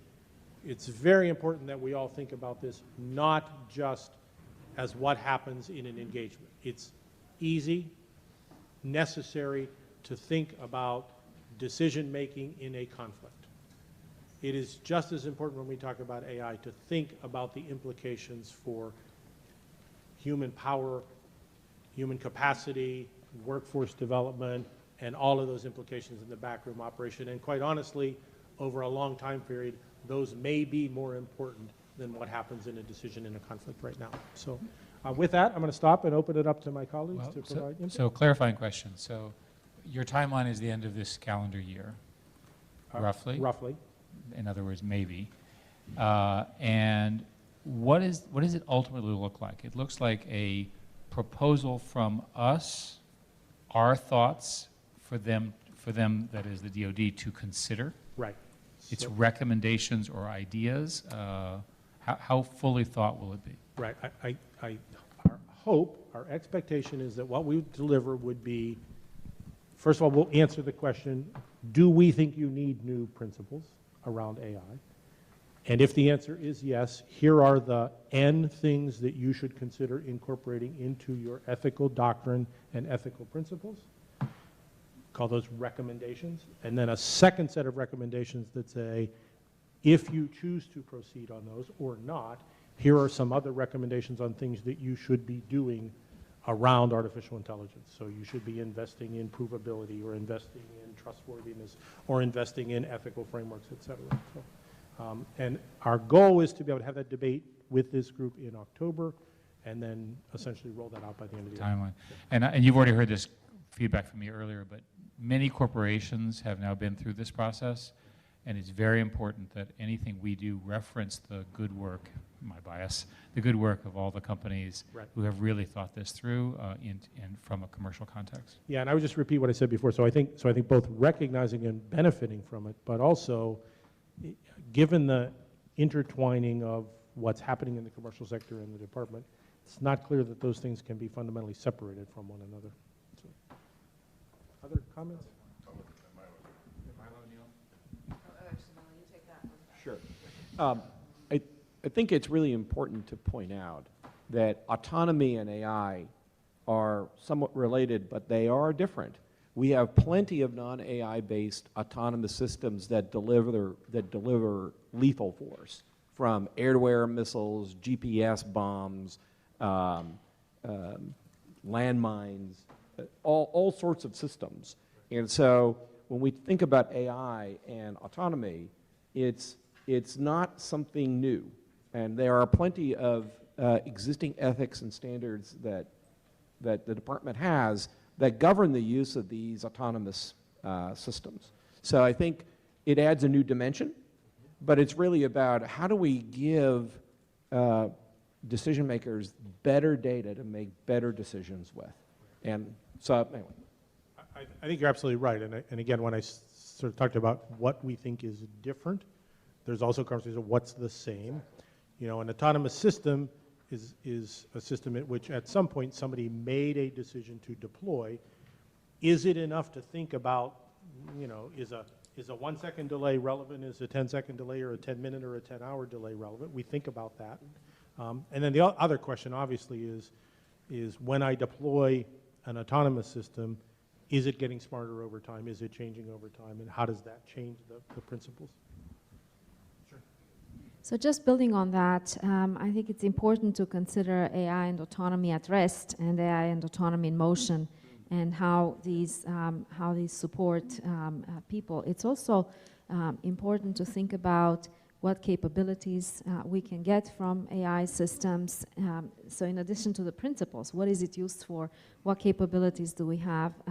What works and what are the pitfalls? Because the technology is by no means solved. And so there are many challenges, but then there are also many excellent application areas. And so thinking about things like trustworthiness, robustness, uncertainty, error implications is very important. Yeah, I just had two points to make. At no time did you address in this very thorough list the fact that some percentage of the public is actually terrified of AI. And is there some need to address the value of AI relative to the downside of AI? Because the public ultimately votes for members of Congress who allocate funds for the DoD. And so somewhere in there, there's got to be, you know, the recent advertising campaign of IBM notwithstanding, where everybody's smiling about AI, there's some deep thinkers out there who feel very differently about it. And so for this to be, here are AI principles just to guide us, but without any explicit reference to either the unfounded nature of the fear or ways in which that fear can and should be avoided by these principles. Yeah, I would say, first of all, I think it's a very important point. I would say two things. I think you and Daniela, in some sense, got to the same place, partially, which is we also have to say why we think this is an important aspect for the military. There has to be some value to it that has to be in the calculation. Certainly, our public sessions have engaged a fairly broad set of the community who thinks this is not something we should be doing. So that's part of the entire purpose of the public sessions. And I will tell you that not just the public, here's the microphone, tell us what you think portion of those dialogues, but the invited participants tried to get as broad a spectrum as possible in that conversation. So that's been an active element of the discussions. So one other point, is this fundamentally different from how the DoD has approached other innovations in warfare? I mean, was there principles of nuclear weapon use? Was there principles of carpet bombing? Or you know, or chemical warfare. I mean, does this have precedent guide so that we can say in this long tradition of how we will conduct warfare going forward, AI is a not yet fully tapped resource? Here's how we need to think about it. So the answer is yes, and Milo's going to answer too. I will only give you one part of that conversation. It's a very active conversation in the late 40s and 50s. And in the way that I got to the question of, does AI present anything new under the sun, or does it fall into all the things we do already? There was a fundamental conversation when it became clear that a nuclear weapon was not just a bigger bang, but we crossed a boundary into something that could be an existential threat, right? And I think, so the department does have a history, society does have a history of thinking through and confronting those issues. Yeah, I think one of the important ways to sort of answer your question is, if you look at history, the U.S. and the Department of Defense has led the way in increasing levels of precision, with increasing levels of discrimination. So we believe ethically that more precise use of force with less collateral damage is an important ethic, right? That we don't want non-combatants and innocent people being harmed. And so there has been historically an increase in the level of precision and the narrowing of effects. This is moving from carpet bombing, mass dumb bombs, to fewer bombs with increasing accuracy, even in our nuclear weapons, right, increased CEP. So I think, decreasing CEP. So I think the question is really about, can AI improve the ability to discriminate? And if you can do that, is there an ethical imperative to actually do that? That if you can actually reduce collateral damage, reduce civilian casualties, does the department actually have an ethical obligation to use these technologies to do that? And I think that's an interesting angle. I'm not sure that has been incorporated in the debate. Centerpiece of this report. I mean, I think you asked the right question, which is what are the things that are really different or transformative here? One of the things that's come out so far in the conversations has been that the tempo of things can actually go faster than human decision making. And to me, that's actually a new problem, right? That all of the presumptions of human in the loop, but the decision process, which is called the OODA loop in the military, another crazy acronym, that the time is now very short. And that came up in quite a bit of the testimony. So what I would suggest, Michael, is that you try to articulate what are the things that are in fact different in a fundamental way, right? And I think it's going to be more than just up-tempo, which is the one I mentioned. Up-tempo, not just in the kinetic realm, but in the cyber realm especially, right? Yeah, and in fact, one of the things that, if you think about AI, one observation is that AI learns quickly in the digital world, and it will iterate much faster in a fully digital world than it will in a combined digital and hardware world, because the digital world can learn, change, optimize very, very, very quickly, whereas when you start adding hardware, even if it's very, very smart hardware, the hardware evolution chain is slower. So one of the things to talk about is, if it's true that the evolution of AI occurs the way I described, then the consequence is that the emerging threats will occur first in cyber, right? And if that's true, then that has a lot of ethical implications for how we want to handle that, right? And there are many, many, many questions brought out by this statement. More comments? Are we good? So Michael, so the answer is you're doing more work. Yes. When this thing comes out, it's going to be a huge deal because a lot of people are going to have a lot of opinions about this. Yeah, yes. I know many of the people here have been involved in it. I do want to say a thanks here and publicly. We have had a lot of voices in this conversation. one would hope that that would be the case, and it's gratifying. And they have not all, Neil, to your point, this has not been a whole set of people saying, just tell me where the checklist is so I can use this stuff. There's a lot of people been involved in this discussion with real deep-seated fears about what happens when learning technology turns loose. So it's been an active conversation. So, thank you. Josh, back to you. Great. Thank you very much. I'll just add one.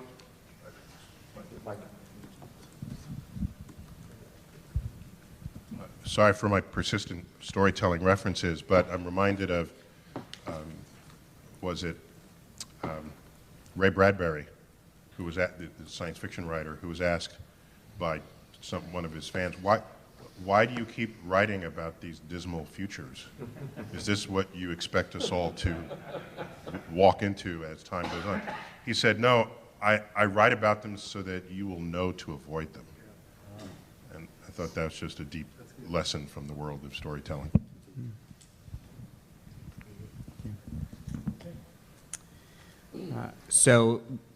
It's customary for the department to brief the board on what the department is doing with the advice that it receives. And so at these meetings, we always do a brisk run through of a number of examples that are worth highlighting for the board members and also for the public, of people in the department who are doing exceptional things, often very challenging and courageous things, as we heard from Jen in the beginning. It's often difficult to try to get to these breakthroughs or these indicators of optimism. So let's run through a few examples. Before we do, I just want to offer a little bit of quick context.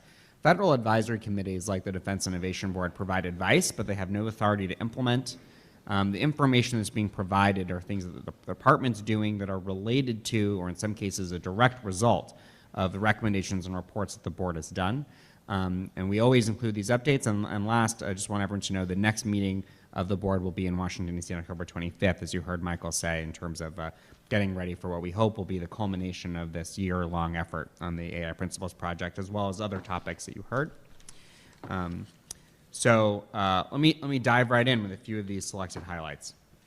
So first and foremost, the last time the board got together was May, was for the software report, which Eric mentioned, highly acclaimed, easy to read, strongly recommend you have a look at it. That's our website where you can download not only the report, but some other pieces that went into it. The Agile BS detector, of course, probably being one of the more prevalent and more popular, but there's a lot of great resources and content and examples, including stories and case studies of individuals that contribute to the report. So that's a good place to go for that. And so let me tell you a little bit about what has happened in the department since you published the report.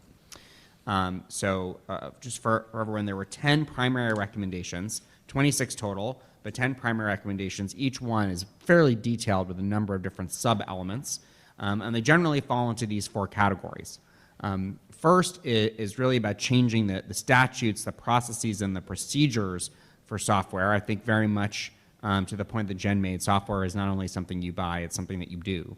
And that's very important. The second was a recognition that software requires a certain kind of environment and infrastructure and tooling and resources, cloud was mentioned a few times, that enable that software to be developed in a modern way.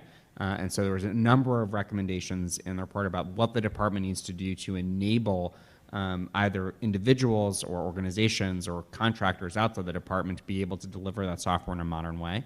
Often we call them that DevSecOps.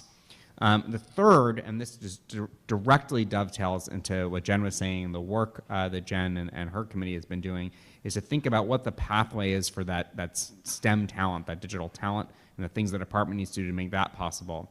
And then the last are changes specifically to the acquisition processes. You think of all of the billions of dollars spent on the systems the department has had for decades or will buy today in the future, and we have to think about the changes the department needs to make and how it thinks about the software components of those systems. And it's really one of the key premises of the report is it's the software that is definitive in those systems and the advantage and the capability they provide. So getting the software-defined weapon system correct, it really becomes the most important part of the choices that get made in the acquisition system.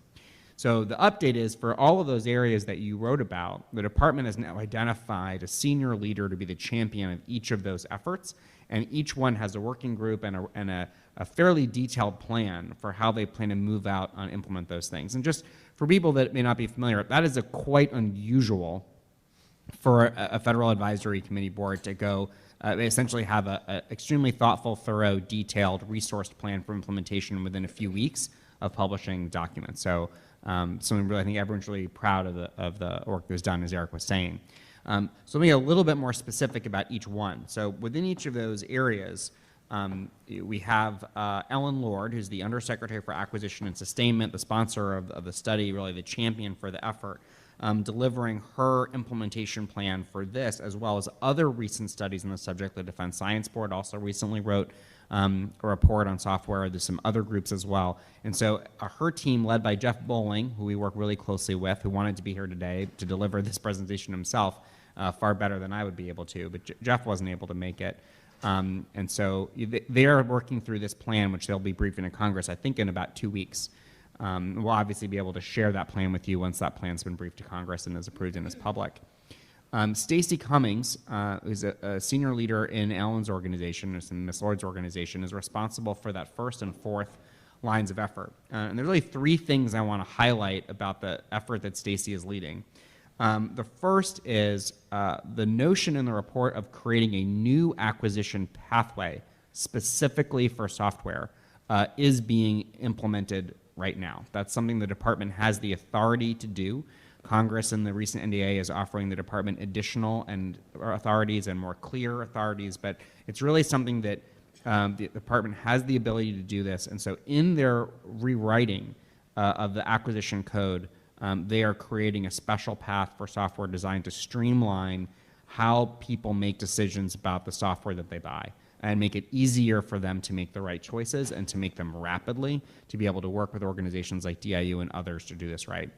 And then the next part I want to emphasize is that once you have an authority to make a decision, enter in that contract, you need an appropriation to be able to expend those resources. And so right now, there is a proposal to create new type of appropriation specifically for software, and the department is working really closely with Comptroller, OMB, and other Congress to try to figure out how you would implement a new way of thinking of how we pay for that software. And of course, there's an extensive discussion about the challenges of our current colors of money problem, as you described, where we have money that's fenced off for certain kinds of uses, and the categories they use for what those uses are doesn't really match the way software is developed in a modern way. And so the tension between the old way of denominating resources for projects and the new way of developing the software that enables those projects are fundamentally at odds. And so this is the department's effort to try to address both how we choose what we buy and then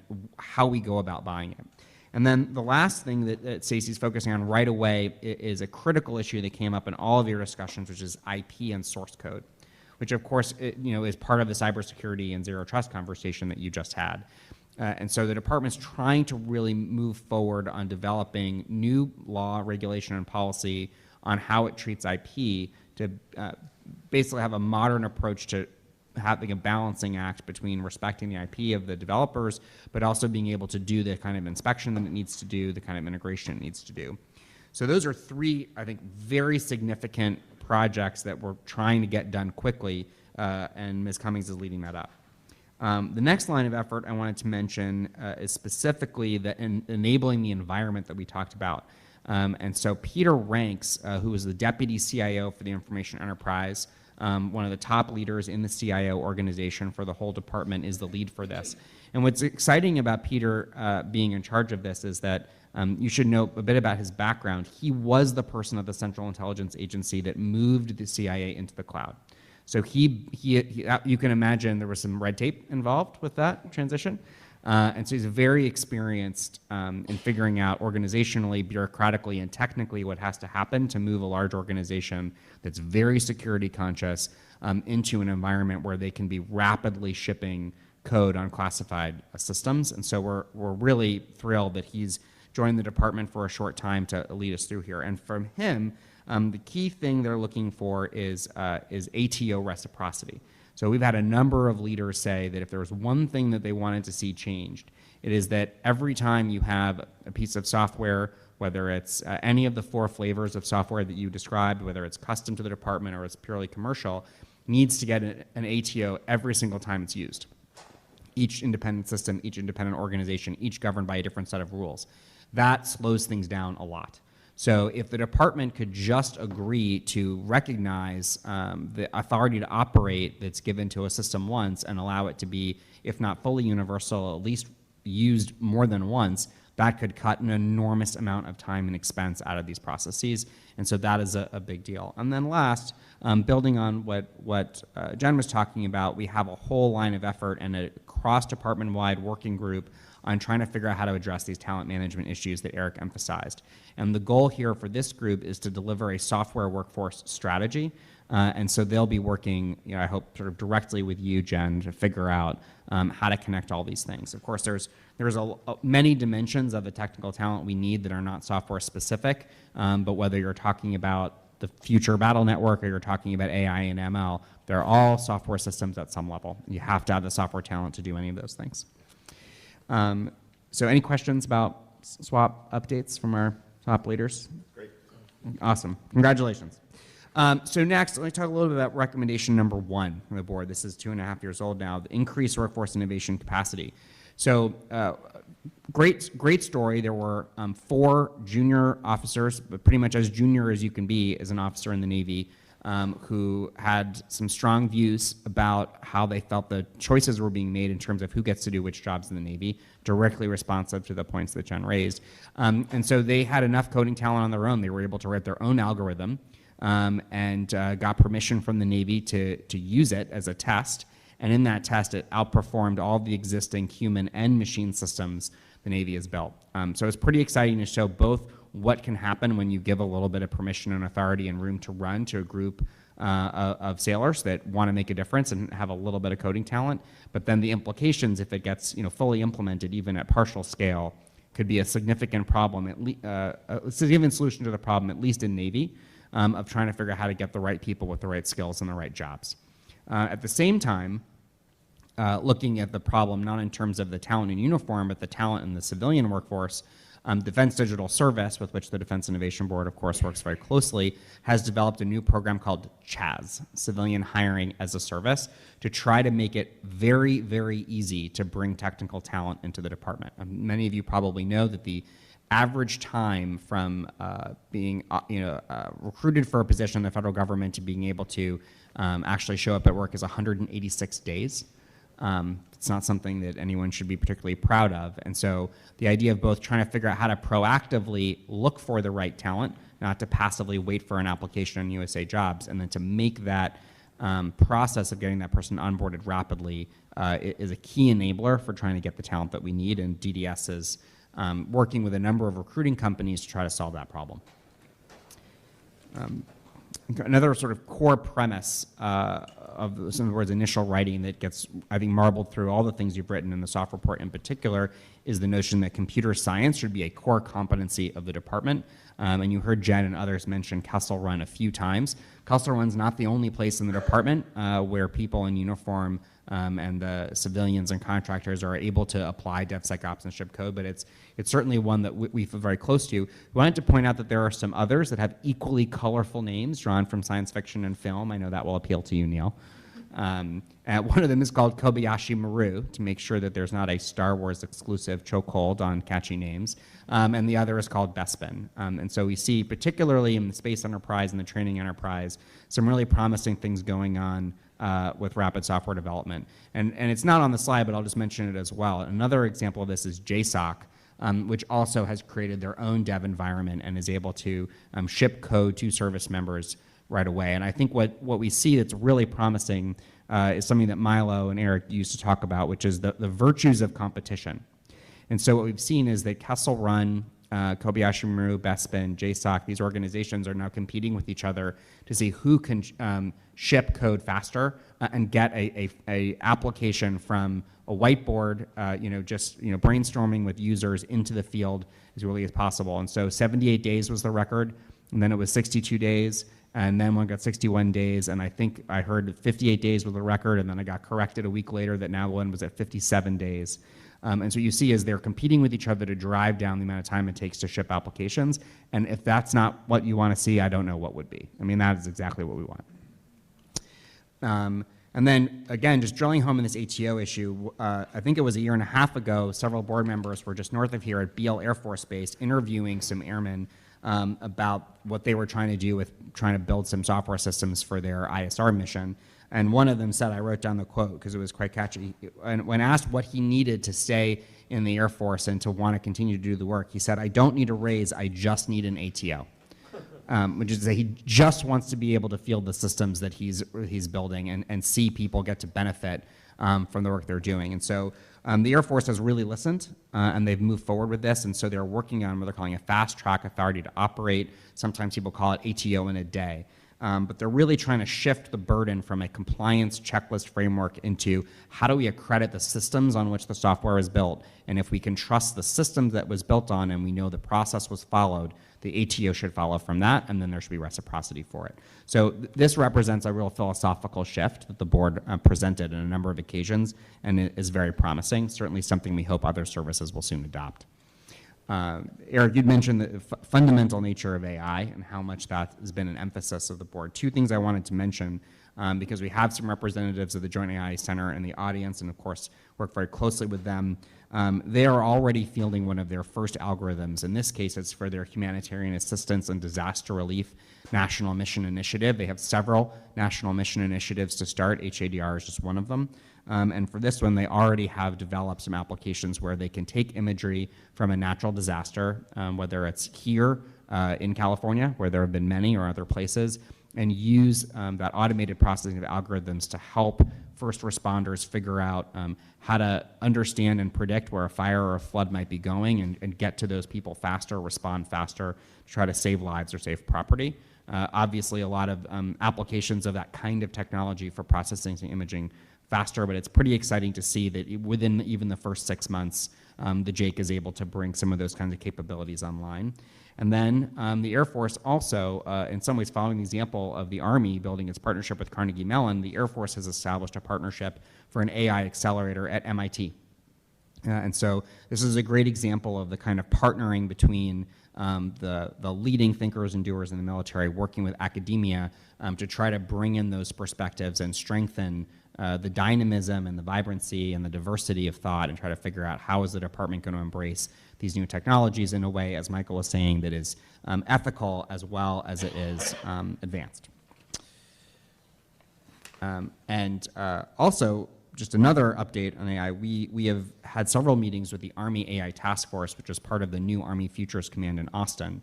And one of the things that we saw that really made an impression on us because of the work that Michael described is they've now named a chief ethics officer for the Army AI Task Force. They're the first service to have an ethics officer for AI. And they formed a sort of internal working group that draws on the academic institutions within the Army, such as its service academies and its legal community and the JAG Corps, to figure out how to bring the right perspectives, technical, legal, and operational together to help make these decisions. One of the areas that they're focusing on is the human resource recruiting and personnel functions that have also been part of this conversation. So we really see the Army moving out swiftly with the AI task force and doing so in the way that we would characterize as the ethics-first approach that Michael described, making sure that they've put those sorts of considerations front and center and bringing in the right people to think through those issues at the beginning and not in the middle or at the end. Acquisition, of course, plays a prominent role. You heard Mike Brown when he welcomed us here talking about all the things that DIU is doing to try to accelerate acquisition pathways. And one of the things we found is that it isn't always the right idea to turn to industry. Sometimes there are things we can do ourselves. So here was an example of a Special Operations Command requirement for a small UAV. They wanted to be able to do some internal mapping of internal spaces. This is a very dangerous job. They wanted to see whether a machine could do it instead of a person. And they got back from industry what seems to me by DoD standards to be a very low cost estimate and an aggressive timeline of almost $2 million and almost 1 year. But that wasn't fast enough for SOCOM, so they asked whether some of their own operators, whether they had the skills and abilities to try to build a prototype themselves, and they basically did a hackathon and for a few $1,000s and in 4 days managed to actually get there. And so we will hope to see more small units empowered to make those kinds of changes. I wanted to highlight another partner organization we often work with, Ensign, the National Security Innovation Network. Some of you may know them formerly of MD5. They've also formed a fellowship program to get more undergraduate and graduate students working on hard military problems. So the X-Force Fellowship, as it's called, is one where they'll now be able to get students working directly with military units on trying to work through their problems. And so if this is interesting to you or know someone who is, you can see us afterwards and we can put you in touch with our friends at Ensign. And then last, I wanted to mention this kind of network consolidation that needs to be done in order to simplify the complexity of the networking and internal communications problems that we're facing. And so a big push from the CIO office now is actually taking 14 entire agencies, each with their multiple IT systems, trying to get them to converge on single networks. And if we can't do these sorts of things well, we're certainly not going to be able to implement the zero trust idea that Kurt discussed or the issues that Michael Zapman raised. So we wanted to highlight the progress that CIO has been making in trying to bring these things together. And so now, let me pause to see whether there's any questions or comments from the board about any of those examples I ran through. Please. I'd just like to thank you for those because I feel like I started out on a slightly darker note. It's been sad to see sort of the threat to some of the projects that we have been such champions of and so encouraged by, but all of those examples are incredibly encouraging and just reminds us each time I think we hear them that there's so much good going on in the Department of Defense. And thank you. Thank you, Jen. Great. All right. Well, now we get to hear from all of you. So if you are interested in making a comment, hopefully not to exceed 2 minutes, you can just line up here in the front. We'll actually just do the comments here from the podium. Please do fill out a form because you can hand them to my colleague Travis here, so we just get your name and information. It's going to be a follow-up with you. If you don't have one of these, just wave your hand and a member of my team will bring one to you. Hopefully we'll have a chance for 5 or 6 people at least to share their views. And if not, I'll start randomly calling on the people I recognize. Thank you, sir.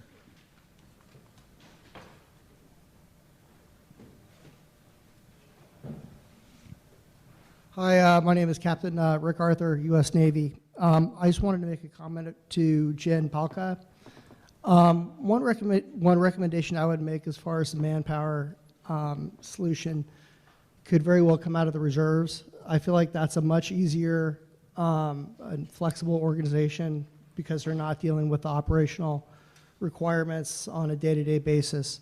One example of that is I'm a reservist myself. I'm a TV writer normally, but right now I've been brought back onto active duty to help manage an AI project at China Lake for NavAir. Last night I had dinner in San Francisco with another reserve officer who's managing an AI project that's at Google.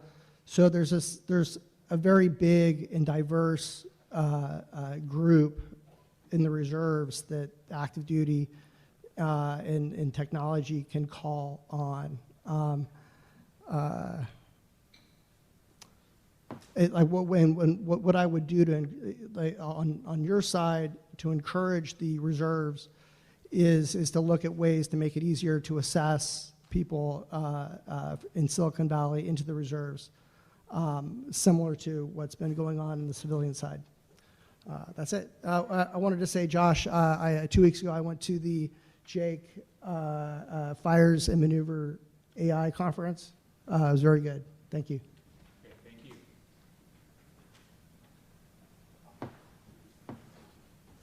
Hi, my name is Tim Hickey. I work for Oracle Corporation for the last 18 years, and I've been working with the Department of Defense for the last 4 years across DoD agencies and the Army personnel payroll groups. And one of the things that I've seen and been working with a lot in the DoD is the data redundancies and data duplications, and the fact that a number of the DoD agencies all seem to store the same bits of information. While they have their own needs for mission-critical information and extended value information, those core records need to be, I think, defined into a trusted ledger that they can all share and have a single source of truth. So my comment to the board is that blockchain technology today actually, with your zero trust, gives us an extra capabilities around building trusted shared data nodes that the departments could use and eliminate a lot of the data movement that's really choking up the network, causing lots of human errors, and exposing data to unforeseen people. Thank you. Thank you.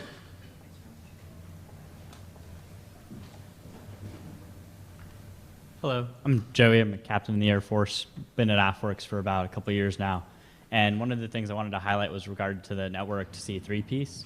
So we call it a different name as well. We call it multi-domain operations, just for another acronym in the mix. But we actually did over the last year was we ran our challenge process. So over the last couple of months, we had 300 companies apply. We down selected that to 60 companies who are going to present here at our Fusion event in Vegas in a couple of weeks. And out of that, we'll put companies on contract to prototype a C3 network for the Air Force and test that out with some of our joint partners in this year, because we recognize we want to get the best industry companies to engage with us to make that happen. And so just wanted to invite anybody to engage with us to keep building out the MDO space. And also for the workforce piece, we can get people to do amazing work because of the impact that they can have in the Air Force. The challenge is the admin systems. So I think we need to put more pressure on holding our generals and holding the people that own these systems accountable to delivering results in weeks, right? So it shouldn't take me 60 days or 158 days to get paid if I switch sides to active or reserve and go from there. So. Thank you. Do we have other comments, Josh? Last chance. Covered a lot of comments about zero trust, cyber, battle networks. I know several people in the room have opinions about the workforce issues that Jen raised. AI ethics, lots to choose from. Going once, twice. Okay, Eric, So wrap it up.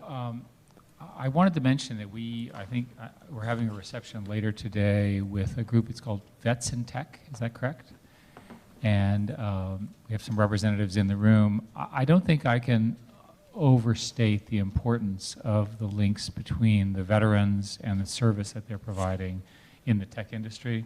I suspect, Kurt, you have met with your equivalent in your corporation. In Google, there's a very active vet network, and these people are phenomenal, just phenomenal people. So I'd like to make sure that we offer them a great welcome, to remind people that these are in their corporations. They are tremendous assets to the corporations and also to the nation. And I think consistent with the earlier comments about the reservists, what AFWorks is doing, I think we sort of see the same thing. I also wanted to mention that we're here because we want to showcase the importance of DIU, DIUX. We have a strong leader who we've worked with for a pretty long time. We're going to spend the whole afternoon going through all the stuff you're doing. But the creation of this organization maybe 3 or 4 years ago made a mechanism for tech to talk in a more rational way with the way the DoD actually works. And so I cannot overstate the importance of what you're doing to modernize and bring to a sort of at least the year 2000 some of the systems inside of the military. If I look at the next 6 months, we've got a lot of stuff going on. I didn't emphasize, and I should have emphasized, this AI ethics work that Michael talked about. That's going to be a very big deal as it comes out. And I want to remind you that I emphasized in my first comments 7 or so areas, and we started with the workforce stuff. So I want to come back to workforce as being sort of a huge initiative. Josh, should we add anything else to the discussion? No, I think that's perfect. Okay. I have one more thing to add. I want to remind all of you that these people are volunteers. So I want to thank you all for your service to the country, to the board, and to be, our friends working on this. You don't have to do this. You do this out of the goodness of your heart. You have many other things you want to get done, and I think it's in the tradition of public service that we all operate. Thank you very much. Thank you all, and thank you, Josh. Thank you to the audience. Can I just, for 1 second before you all leave, can I ask the staff that's here to stand up? Because I think Eric did a very nice job of recognizing all. I always forget to, and I should. Aaron and Skylar and Skylar is over there. Come on, everybody, Skylar. stand up. Aaron is over there. Travis, These are the people who do the work every day. Thank you very much.